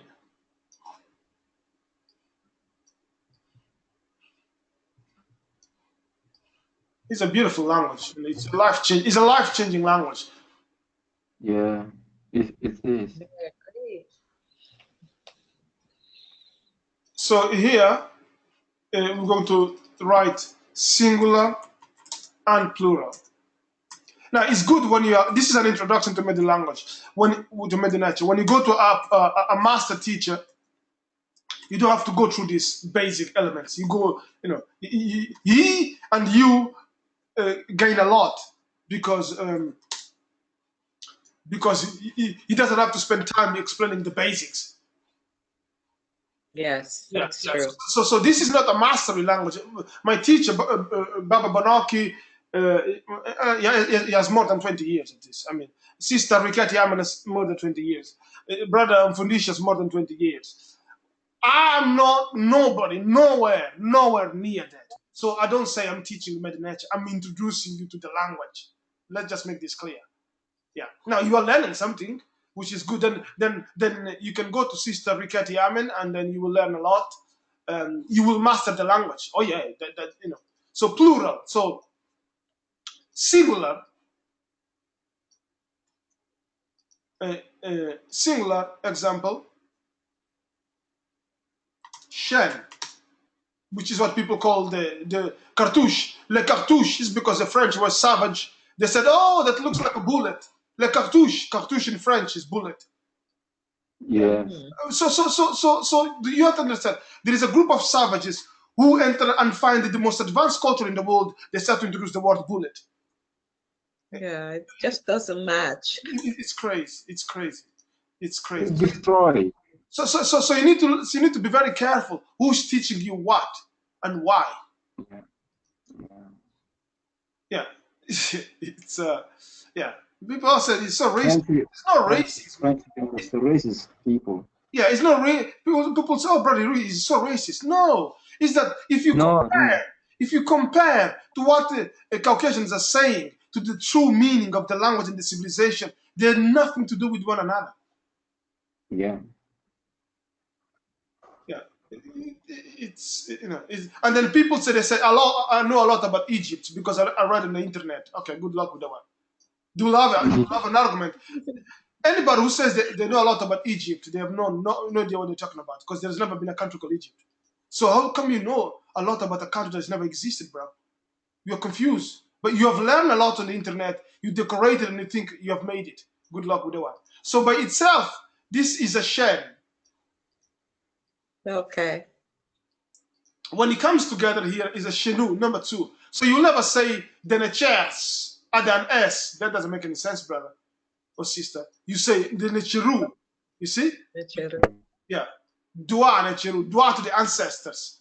So because in English you say ancestor and then ancestors. In Kemetic language we say no. Here. Neteru. Yeah. So in here you will say nature and then you'll say Necheru. And you will see this. I'm going to talk about the female. The female is just order T, but I don't want to go there because yeah. Here. Okay? Nature. Okay. Necheru. Sorry. I'm running out of space. Here. I am divine. We are divines. That doesn't make any sense. You see how the language limits you? I am a divine Yeah. being. Then okay, tell me that you are divine with your brothers and sisters. We are divines. No, that doesn't make any sense. That you have to add the we. Okay, good luck with that one. You see how the language is limited. Yes. Yeah, it limits your speech. It limits your development by nature. By its very nature, the language is designed to limit your development. Wow. Wow. So people who think they live in the Western world, they're very developed. They have no idea what they're talking about.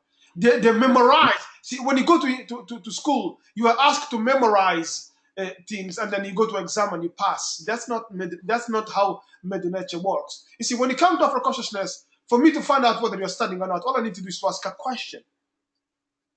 Then, if you're telling me the truth, then I will know. Then, if you have not done it, to say, Brother Ru, I've been which books did you buy? I didn't say which book did you read. I said if you have the books, you should have the development because you read the book. I don't have to say, oh, which page did you memorize? All I need to ask is that, did you buy the books? Yes. Yeah. Then I expect you that you have read the books, but then you bought the books and you kept them. You didn't read them. So you are lying to me when you said, Brother Ru, I bought the books.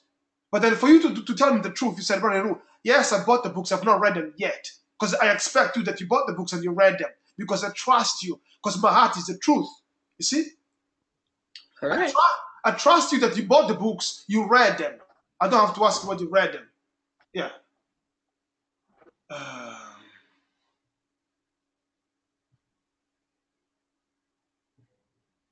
Yeah. So let's look into the famine. I don't want to go there, but okay. You see, let's look into this. Some of the two main characters of Kemet is a man and a woman. Okay? Let's look into this. A man and a woman, one is here, a set. It tells you there. Asa. You see how the language is not separated from the meaning? Aset and asa. So in Kemet, you are the T in the end to become feminine. Sometimes is et. So you will say here, asa. I'm going a little bit because I should have finished the lesson, but I just love it, so I'll keep teaching. So, Okay. so you have nefer, Because he. So asar is nefer, asar nefer, asar is beautiful. Then you will say aset neferet. So if you pay attention, if you look at the language, you will see the meaning because aset is there. That's the so aset because she's the main nature, the civilization. No, it's very important, the man and the woman. So if you look, the feminine will have et. You see here, there? That's a feminine. Okay. Now, if you destroy a set, you destroy the meaning of that civilization. That's interesting. So a set represents the virgin mother of Peru. If you destroy a set, you will destroy entire civilization of Kemet. The female represents the mother of what you call Western civilization. If you destroy the female, you destroy what? Interesting. You destroy the Okay. Western civilization. That's why they're promoting abortion. That's why they're promoting vaccines. That's why they're promoting same-sex marriage, because they're gradually destroying the civilization, the human civilization. That's why they're doing it. Because in Kemet, the female, the feminine, any element will become feminine if you add ET, because ET comes from Aset. Look at this. There is there. Aset means the female. So if you destroy the female, you destroy the family. You destroy Asar, which is the male, you destroy the civilization. So it's very important to understand the meaning, not just of the human being as a male or female, but in the meaning of that person within the human civilization. So why do you think they're promoting famine in Africa, HIV, Ebola, Zika virus? Because they want to destroy both Aset and Asar. So once you become infected with HIV, it's difficult to have a family. So that's why the HIV was created in a laboratory in the United States and then taken to Haiti and then to Africa. Why? Because it's to destroy the civilization. So they studied all of this. They know all of this. Yeah. So you can understand the actions of people by looking just to Mdw Neter. So Aset means the female. Nefer means is beautiful. Okay, it's an adjective to say beautiful. We're going to look into the vocabulary, to the grammar later, but then let me just here. So Nefer means beautiful. Neferet means she is beautiful. No, it's not she, but then so Aset is beautiful. Aset, you would say Aset Nefer. That's wrong. You would say Aset Neferet.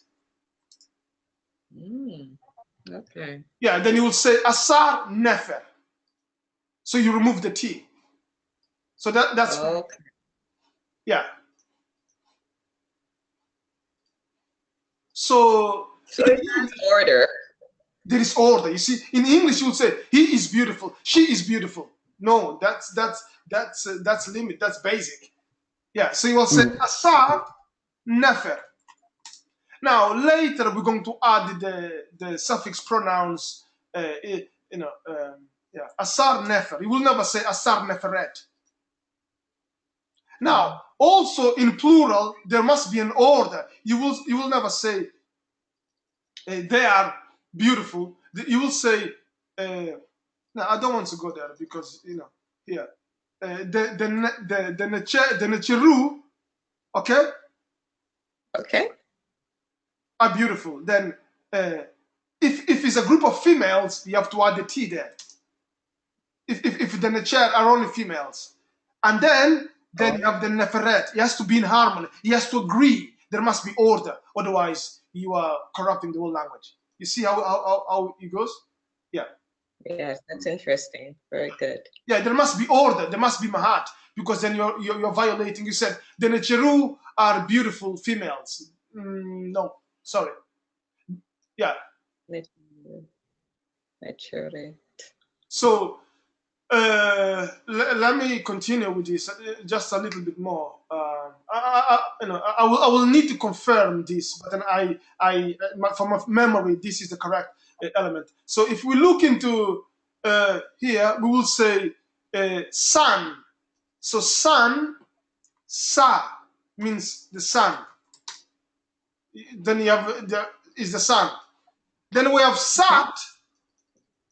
Sat is the daughter. Male, we're playing with the male and female. Then you will have to ask, where did they get the word Saturday? Oh. And then to see how complicated the whole thing. Then you have Sunday, which sounds like sun, is a day of the week. So Saturday is seen as the female, and Sunday is seen as the male in this culture. Do you see what's going on? No. Yeah, Sat is the daughter. Sun, it means sun. So you will say Sa Ra. It means the son of the creator, the son of Ra. Okay? Now, according to that Bible, the wife of Abraham was called Sarah. Do you see how the whole thing is a fabrication? Oh. So in the Bible, the wife of Abraham was called Sarah. How come the wife of Abraham is called Sarah if in Kemetic language, the language of African people, Sarah means the son of, so it's a corruption. You see, it doesn't even mean female. But then if you then read the Bible, it says, wow, the wife of Abraham is called Sarah. Yes, it's because they heard in the Kemetic language, it translated incorrectly. You see? Yeah. So by studying this, so you can see the origins of the world cultures in the world by looking into this language. You can discover the truth. Now, if you read the Bible and you don't know the meaning of Mdw Neter, you said they're telling the truth. Yeah. Now, let's look into this just before we continue. Here, Mdw Neter, Mdw Neter, because the natures, here, Mdw Neter, okay, is the language of these people, is the language of the divine. Okay? So you will say that Assad is a holy being, he's holy, he's a divine, he's sacred, he's a god. In English, they say he's a god. So Mdw Neter is the language of gods. Okay? Now, in the Bible, they tell you that the Bible is the language of God. Correct me if I'm wrong. Is the word of God. Did they tell you that? You see where they took it from? Okay. So they say that in the Bible the Bible is the word of God. Okay? It's because one of these characters in here, one of the natures, one of the glyphs is a word of the nature. Here, so this is the word, and then this is the word of the nature. This is the word of God or the goddess. Now they removed the goddess because they don't like women. They said the gods. Do you understand where they took it from? So this element in here is the word of nature, but then the nature is not a god. So they translated nature as God. So he said, "Oh, I'm reading the words of God. So good luck with that one." Yeah. Do you understand? So this here is a word by itself. Is a word of the nature. And then they said the Bible is the word of God. That's all they did. So all they did is to put God in front of whatever they're saying, and they said, this is the word of God here. Is the word of God. Yeah. But then because it's English, they have no word. So in the meaning, the word of God is what they're telling you. This by itself is a word of the nature. So in the Bible, they have to say something, then they said, this is the word of God. There is no symbolic meaning of it. It doesn't mean anything because you cannot see it by itself. You understand? You can see the nature by itself. You cannot see the word by itself. The word has no meaning. A word is just what they're telling you here. But in Mdw Neter, the word has a meaning. This has a meaning. So the snake has a meaning. So it cannot be by itself. So you cannot separate the word, the divine scriptures from the natures. But you can separate the words from God. And he said, oh, is Islam, is the God of the Jews, is the God of Africans, the God of the Chinese. So you can separate the words from God. In Mdw Neter, that doesn't happen. It's all part of the totality. So Mdw Neter means the totality of the universe. Everything that is within the universe. Okay? But then the universe to operate requires Mahat. So the word that you are using requires Mahat. So there must be justice in the world. So in the Bible, there is no justice. God will go and will give the land that belongs to other people to another group of people. Yeah, there is no justice in the Bible. No. It's so criminal because you are allowed to go and kill people because to protect the word of God. But in Mdw Neter, killing Mahat is not in harmony with the natures, with the gods, if you want to use it. So it should not kill. You see. Someone has to mute the microphone. Yeah, I don't know what's happening there. No, I just joined on Brother Haru. Oh, This yeah. is Jeff. Oh, yeah, Brother Jeff. Yeah. So we're just finishing the Mdw Neter. It's an introduction to Mdw Neter. You missed a lot today, but this is the Mdw Neter class. The Nasut Biti means the ruler of the land. The Tamiri means the union of the land. Then we saw that is the land of Kemet. You have the upper and lower Kemet, but then there was a unity, the unification, and then is the unity of the land. Then we also know that the land, there is a spiritual land, but also the physical land. So you become ruler of the north and the south when you unite your body, your upper self and your lower self. So your brain, so your upper self starts from your stomach. You see, the sexual organs separate your upper self and your lower self. So the sexual organs, they represent the dominion of your lower self. Now, if I use pornography, if I use television, Hollywood to drive you into your lower self, you become a low-level human being because you are enslaved into your lower self. But then, so the unity between Aset and Asar, or Setesh and Heru, is the unification of your upper and your lower self, and then that's when you become divine. Yeah, but then most people are educated, especially black people, to worship the lower self, which is the body, through hip hop. If you listen to hip hop, their concern, the primary concern of hip hop is the worshiping of the lower self. Yeah, the vocabulary tells you a lot, but also the main goal of advertising, television, junk food is to make you worship your lower self. Yeah. So if you see here,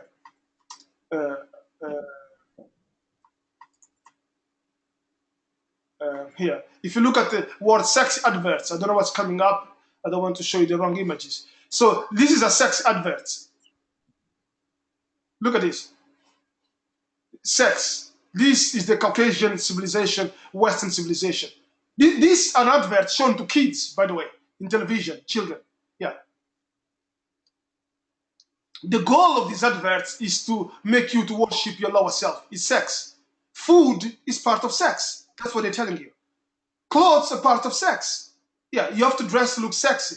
This is the social conditioning, social engineering of the masses to go into your lower self. So to become an Isut is the unity between your higher self and the lower self, to seek the divine. Now, it's not enough to seek the divine, you have to speak the language of the divine people. That's what we call Mdw Neter. Okay? Okay. And we look today into the individual natures, are called natures or glyphs or signs. Glyphs is Greek, has nothing to do with African people. Signs is English language, has to do with African people. So you say nature. Yeah, this is a nature. The nature is the same as these people. These people, Aset is a nature. Asar is a nature. So if you want to use this language, it's gods. So the snake is a god or goddess if she's a female. The bird is a god because it's part of the nature. Mdw Neter represents everything that is within the nature. And then so within this language, you'll find human beings, arms, legs, leaves, birds. This is part of the totality of the universe. It's the universal being. So you become divine when you reconcile yourself with the nature. Yes, so the food. And then we said that the Mdw Neter is the divine. They have a mythological meaning. Myth means message. So a true reader must be on the spiritual path of enlightenment. It's not enough to say, I'm studying Mdw Neter, but I'm still eating junk food, or I'm trying to become into consciousness, I'm watching television. You should not watch television. You should not smoke. You should not drink. You should not engage in hatred. You should not engage in war. Yeah. Then we also saw that Western grammar appears as follows: the subject, the particle, the verb. And then number 4 is the adverb modifiers. Yeah. So in contrast to Western grammar, the basic structure of Mdw Neter is as follows. You have the particle, the verb, the subject, the direct object, and the adverbial modifiers. So this is the basic structure. Now we also saw that you can apply this into your life. For you to change your life, you have your culture first, then you have your diet, and then you have the meditation, which is reading, and studying is part of life. So studying is not going to school. No, studying is who you are. You are a student of the universe. You are a student of life. So you read as much as you can. You meditate as much as you can. You write as much as you can. So, and then we say that number one is Mahat. That's how you change your life. You embrace your culture, the Mahatian culture. Then you change your diet. You become plant-based diet. No Coca-Cola, no wine, no animal, because animals are part of nature. So you should not eat your brothers and sisters. So animals are your brothers and sisters. You should not kill them. Now, you go to the 42 principles of Mahat. It's stated that you should not kill animals. Yeah. You should not kill animals. Why? Because it's not part of your nature. Animals are your brothers and sisters. In the Western world, people are educated to go to the army, to become soldiers, to go and kill, not animals, what we call animals. They're killing fellow human beings, and they are called heroes. Do you understand? The fundamental corruption of human beings is these people who we call academics. The word hero comes from the word hero comes from give birth to the word hero. Hero is the one who fights evil. Just pay attention to this, how these people are corrupted, or how you see. It's not everybody's corrupted, but how they corrupt you through the language. I mean, this is the. Let's look into this. Heru is the son of a Set and a Sa. Okay, make no mistake about this one. Heru is the hero. The son of a man and a woman is a hero, independent of the race. It doesn't matter what's the race. But then the Heru means the one who fights evil. Who fights evil? It doesn't matter male or female. Heru, heruet. You will add the et. Now, in Western culture, to corrupt human beings, they said, you go to the army, you kill the Arabs, we steal the lands and the oil, and you become the hero. Do you see what's going on? So the banker who controls the banking system, you will say, a soldier, so Heru, the hero here in this culture, is a soldier who goes and kills people. So do you see how the corruption, the meaning of the language has been corrupted? Yeah. Heru is the one who fights evil. In the Western culture, in English, United Kingdom, Australia, a hero is the one who's trained how to kill, how to manipulate people. That's the hero. And then we have a day to celebrate the hero. The people who have killed, the families, doesn't really matter. It doesn't really matter. They are nothing. They are nothing. They are savages. We kill them because we want to take the lands and the oil.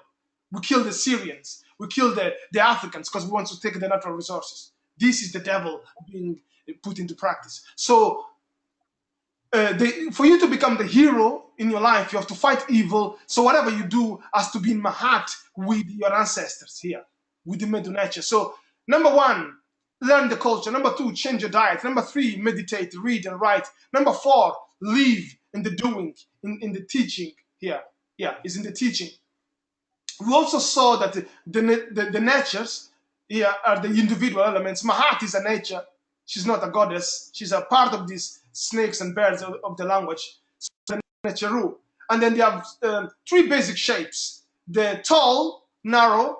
We have the flat, lying in the ground. We have the narrow, these ones. And then we also look into the direction of writing.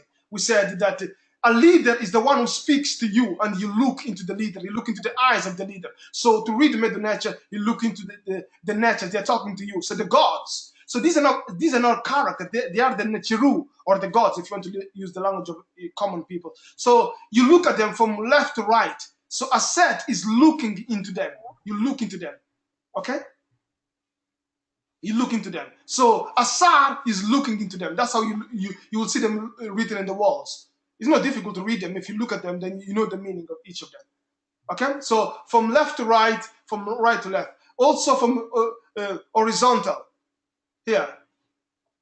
Yeah, so sorry, from vertical. You have left to right or right to left. Again, you stand in front of them and you look at them. So for you to read the Jewish people, for you to read the Chinese people, for you to read the Caucasian people, you stand in front of them and you read them, and you read the actions. You don't have to read the books, because that's lots of deception going on. You have to read at what they're doing, what they have done. Look at them. Stand in front of the civilization and read it. Yeah, you cannot understand Jewish people just by reading what they wrote. There is a lot of deception. Same with the Chinese, same with the Japanese, same with the Caucasians or British or French. No, all you need to do, you don't need to read any book. Just stand and look at what they're doing or they've done to children, child abuse, to countries, war. And he said, are you spiritual? Because you say that you're spiritual, but your actions are not spiritual. So you read. So this language opens the brain to a whole universe. Now, it doesn't mean that all Jewish people, Caucasian people, or Chinese people are bad people. No, it says that for you to understand a civilization, you need to read it. For you to understand your African self, you need to read the actions of your ancestors. You don't listen to hip hop or to Snoop Dogg. That's no culture. That's just that's a different thing that has nothing to do with your ancestors. To understand yourself, you stand in front of your ancestors. These are your ancestors, and you read them. Read the actions of Aset and Asar. You will understand it. We also know that the direction of writing, this is the different ways of you reading. This way, this way, this way. Again, you always stand in front of them. Stand in front of a person, this way. Then we look a little bit into the plural.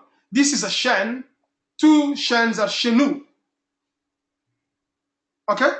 Singular is a shen, plural is a shenu. So I will not say these are the natures. No, these are the naturu. These are the Kemites. These are Kemetiu, because it's Kemite. Kemet. Do you see this? The word Kemet. You will add the Kemetiu into the ends. You don't say Kemites. Some people say it, but okay, good luck. So the nature becomes the naturu, is plural. Then we say, we look briefly into the feminine. So you have Sa, means sun. You have Sat at the T, is a female. Okay? There is some techniques. It could be Satu or Satu to become the daughters. Yeah.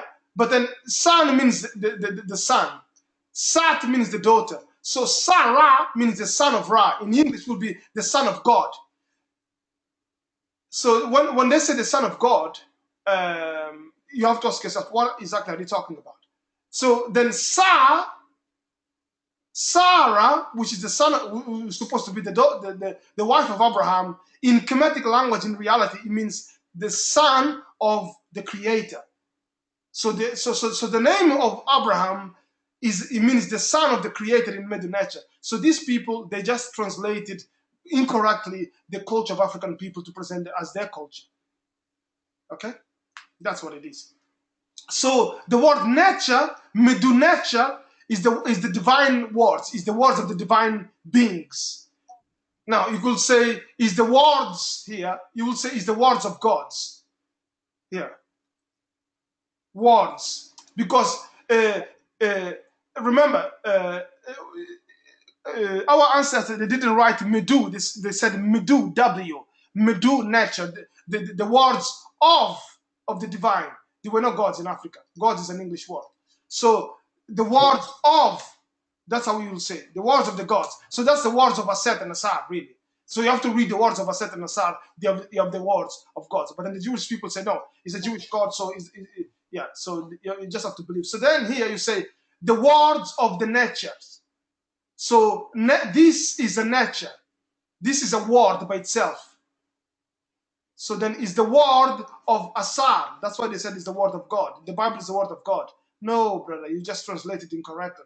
It's the word of the nature. Yeah.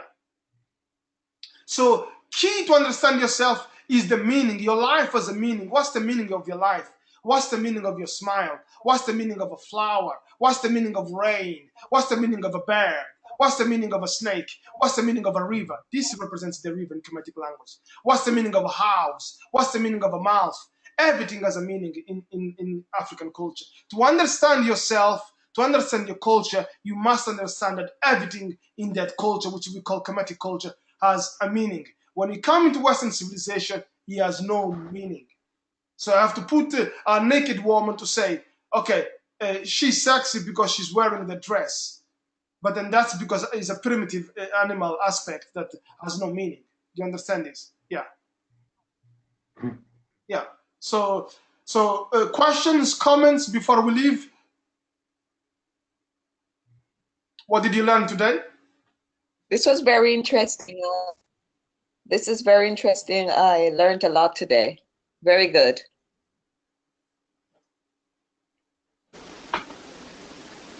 Evening coming in a little bit later, I still learned some. Some more. That's great.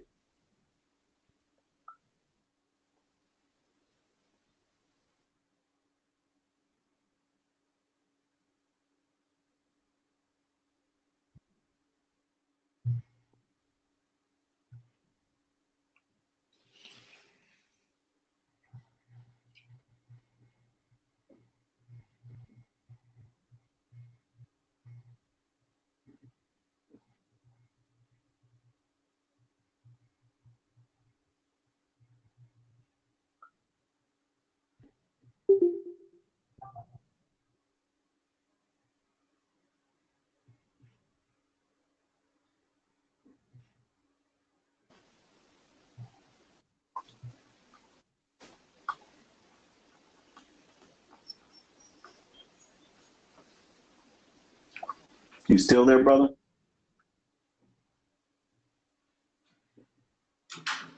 Yes. Hello. Yes, I'm still here. I'm just waiting for your comments, guys. What did you learn today? Sister Chepsut, Sister Emily, I don't know if you're still there. I think she just left. Yeah. So we have Sister Teresa from Canada. Can you introduce yourself to Brother Jeff? And Brother Jeff can introduce yourself to the brothers and the sisters and what you're studying. Hi. Hi, I'm Teresa. I'm from Jamaica, but I do live in Toronto. And I'm learning Mdw Neter because I need to understand my culture and myself. That's fantastic. My name is Jeff. I'm in Ohio, and I am studying my culture to present, to know more, and to be able to speak and with others about my culture. Awesome. Our culture. Yeah, I see. You see, this is important because in African culture, it's not an individual culture; it's a collective culture. So, for example, in Western civilization, they will teach you to worship an individual, worship Jesus, worship Donald Trump, worship Kim Kardashian. Yeah. They lead you to worship an individual, worship Snoop Dogg or Tupac Shakur. In African culture, that's a violation of the natural order. You should worship everything within the universe. So you worship your mother, you worship your brother, you worship your sister, you worship the snakes, you worship the plants, you worship the boats, you worship the. That's how you become spiritual. There is no individuality or individualism. So you will never try to benefit yourself in detriment of the collective. You see? Yes. Yeah. So that's that. So the brother said my culture, and he corrected himself and said our culture. Yeah. But if you go to there is an event that takes place. I think it's the first weekend or something of Christmas. It's called Bank Holiday or something. Something very bizarre on which people are educated are moved to advertising to go running towards shopping to shop clothes. And then while they are there, they fight against each other to get the best clothes. Yeah, we say, yeah, yeah. You see how they use psychology to corrupt people, uh, and people fight. Here, look at this. People go running towards the store. Look at this. These are the decadent, it's called the Walking Dead. They're called the Walking Dead because all they need to do is to be told by television that Tomorrow is bank holiday sales or bank day sales or whatever. And then all you need to do is to run towards the supermarket. And while they're there, they start fighting. And if you look at it, this is not just Caucasians or blacks. These are they're made mentally retarded to television. It doesn't really matter your race. If you watch this television, if you live in this culture, you'll be educated to become addicted to materialism. So you're seeing them here rushing. And then there is a point here on which they have to actually be separated by the police because they're fighting. Because television. Now, if you come in here as well, you have two females fighting. Yeah, brutal beating, really. Because and then you have to worship one of the others, one of the females. So look at this. They're fighting. Who gets what? Yeah, look at this. Because it's an individual-based culture. You have to worship the individuals. Look at this. It's my television. It's not our television. It's my television.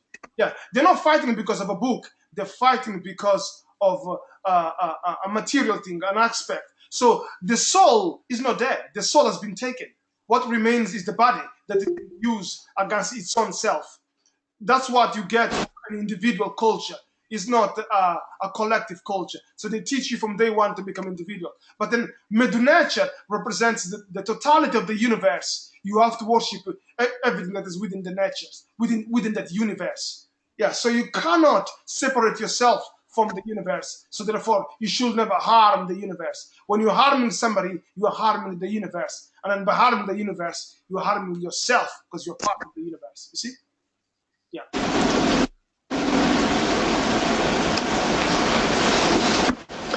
Well, the problem is the Western society is just it's just built off of this, and that's what the Western society is. The god of the Western society is money. Yeah, and the god of Western society is an individual. Are not individuals. He's not even a female. It's just one god. You should love one god only. But then in African culture, the primordial, the main natures, the main gods is a man and a woman, is a Set and a Sa. They are the ones who almost the entire civilization is based on them. So the entire is a matrilineal culture. So the highest god in Africa is a goddess, is a female, because she resurrects the male from death. Yeah. She's the one who gives life, the breath of life, and then she gives birth to the generation that continues. Yeah. Anyway, yeah, brother Jeff, make your comment. Apologies, sorry. Oh no! I just, one thing that I do find out, that one thing that I sort of realized was that the African culture has been the American culture has especially has quite a lot of influence on and you have to tell me if this is right or wrong, on the African culture, and I'm sort of and I think is there any is a united Africa possible? Pardon? Is a united Africa possible? Yes, but it will take a lot of work from different individuals. It's not one individual who will accomplish that, because Christianity and Islam were religions created to divide Africans. The entire medical business, the entire vaccines industry, the entire television industry, the entire International Monetary Fund, the financial industry, the primordial goal is to destroy Africans because they are the richest people on the planet. They are the divine source. They are the original source. So if you are against nature, you are against Africans, because Africans are natural people, are the natural beings of this planet. So anything that is natural is horrible, then everything that is natural is, everything that is African is horrible. So that's why people, they don't want to be African, because it's not natural. Sorry, so because it's natural. You don't want to have African hair, you will rather wear a wig. So it's not natural, so you live an artificial life. Yeah, the unity of African people is possible, and we should pursue that goal. We should strive to heal our brothers and sisters, but it will take some time for us to do that. And we have to be aware of what we're doing. The problem is that there are many people who have YouTube channels, who have businesses, who have families. They have no idea what they're doing. They think they're living. Living for what? Living a lie. Yeah, you're living. Yeah. Yeah, many people, they say they're living.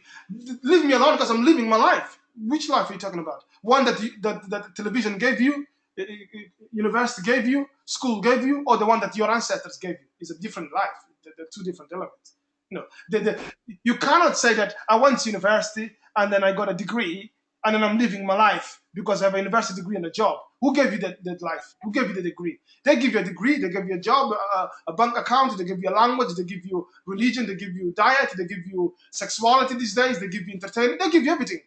But then, are you living your culture? So if to unite African people have to be people live under the same culture or they follow the same culture, they are part of the same culture. Yeah. Oh, So that's how you change people's lives. Give them the culture and then inspire them to live under the culture. And then if the culture is healthy, is beneficial, the people will benefit. If the culture is negative, they'll also be negative. Make no mistake about that one. Yeah. no.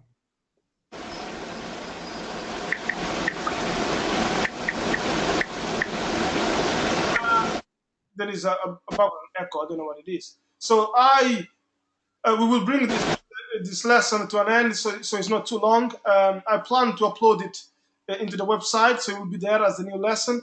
So the exercise will be to draw the nature. Is to draw. I'll send you the ones that you need to draw. There are many, but then we're going to draw what is known as the alphabet. It's not 100. There are 2 or 3 natures missing from the alphabet, but then I will send you this PDF, and then you'll be able to see it from the PDF. This is what you're going to do with your own hand. You will see how then it affects your ability to learn. You will start to become familiar with it, comfortable with it, because at the moment it starts to look less strange. You understand that each has a meaning. So I'm going to send you this as part of your homework. You just have to draw them your hand, and then I'm going to get a little bit more technical next week. We started today, and but as you see, we're getting the basics. We're getting the Mahat is the basic. We're getting the meaning of the culture is the basic. To understand, you cannot understand higher meaning if you don't understand basic meaning. So you cannot have higher level consciousness if you don't get rid of the low level consciousness. You see? Yeah. Okay. Yeah, you can't say, well, I have a higher understanding, but I'm still eating junk food and drinking Coca-Cola. So you have never left the lower self. How come you have access to higher self? So go to university and get higher education. That's what they tell you. Okay, but you're still smoking and engaged in all kinds of perversions, but you have high level education. I'm highly educated, So there are African brothers and sisters who are brainwashed to come into Europe or to outside Africa to get high level education.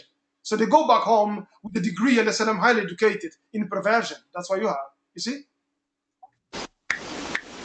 And there are sisters. They come and cheat us. And there are sisters who go to university to be educated in feminism, and they said, I am a feminist, I'm highly educated. Okay? So yes, I'm delighted. Let's meet next week. Let's continue to study. Studying is part of being African. It's not separated from Africa. So study, read. I hope you know which books that we need for this course. Majet Wefa. Let me just give you the names. Wefa by Sister Rikati Yamin. Grammar by Gardner. Yes, there are many courses, and then each course has its own relevant books. It's deep, is it? Yeah. You cannot just say, "Well, I'm learning entrepreneurship." Entrepreneurship has a different books than culture, but then entrepreneurship and culture are part of the same thing. They are not separated.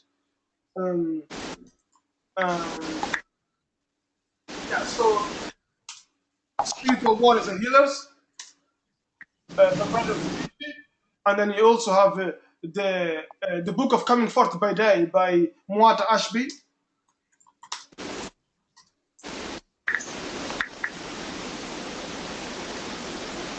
Okay, so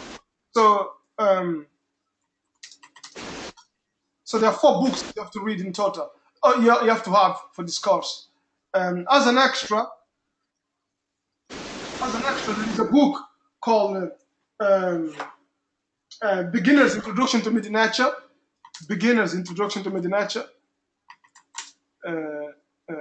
Introduction. This book is by Ujao Man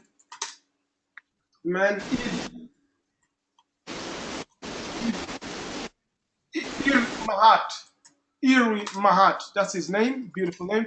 There is also a classic by brother Mdw Neter. It's called Mdw Neter Volume 1. Yeah. So if you want to master the language, in your way to master the language, these are essential books that we cannot afford to leave behind. Okay? And we shall meet next week. Okay.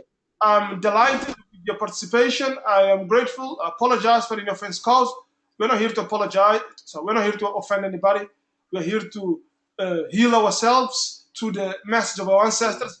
And in the process, we'll have to get rid of some ideologies, if you want to use that word, that were given to us and presented as holy scriptures or holy education or whatever they said to us. And then in the process, this might offend some people because beliefs, if someone asks you to change a belief, you might feel offended. But then just to reiterate this, we are not here to offend anybody. We apologize for any offense caused. And so next Sunday, same time, we will continue the journey. So this is your homework. I'm going to send you this document for you to design, to draw with your hand on a piece of pen and paper, the individual natures. You are divine being, you are part of these natures, you are not separated from your nature. So your business, your life, your family should not be separated from your nature. What's your nature? My nature is to be a man. What's the nature of man? Is to produce as the seeds. What's the nature of a female? Is to conceive, give life to children. Anything opposite to that is corruption. Now you can use beautiful psychology to explain it, beautiful vocabulary, and get rid of all this bigotry. Okay, good luck with that one. But we as African people, we have a culture. The Chinese have culture. Jewish people have culture. Arabs have culture. We have our own culture. What's our culture? It's very probable that the ancient African culture is not in harmony with modern culture. Why? Because they're not the same. You know. Yeah. So as I said, apologize for any offense caused. Let's continue to study, to investigate, and to discover the Mahat. Mahat means truth and balance. Yeah. So, Brother Jeff, we're going to take a pause of half an hour and then come back. I think you are late today. I don't know. It was supposed to be something. So let's take maybe a half an hour break. I will get a glass of water and make a juice for myself. I think I ran out of cucumbers, so I need to go and get some cucumbers. So we're going to look into your entrepreneurial project because you have an individual class dedicated to entrepreneurship. So we can come back maybe in half an hour if that's okay. I will still logged in. You will see me if that's okay. Oh, that's fine. Yeah, that's not a problem because I need to go to the store and get some oranges and apples also. I got some. Get them organic if you can. Yeah.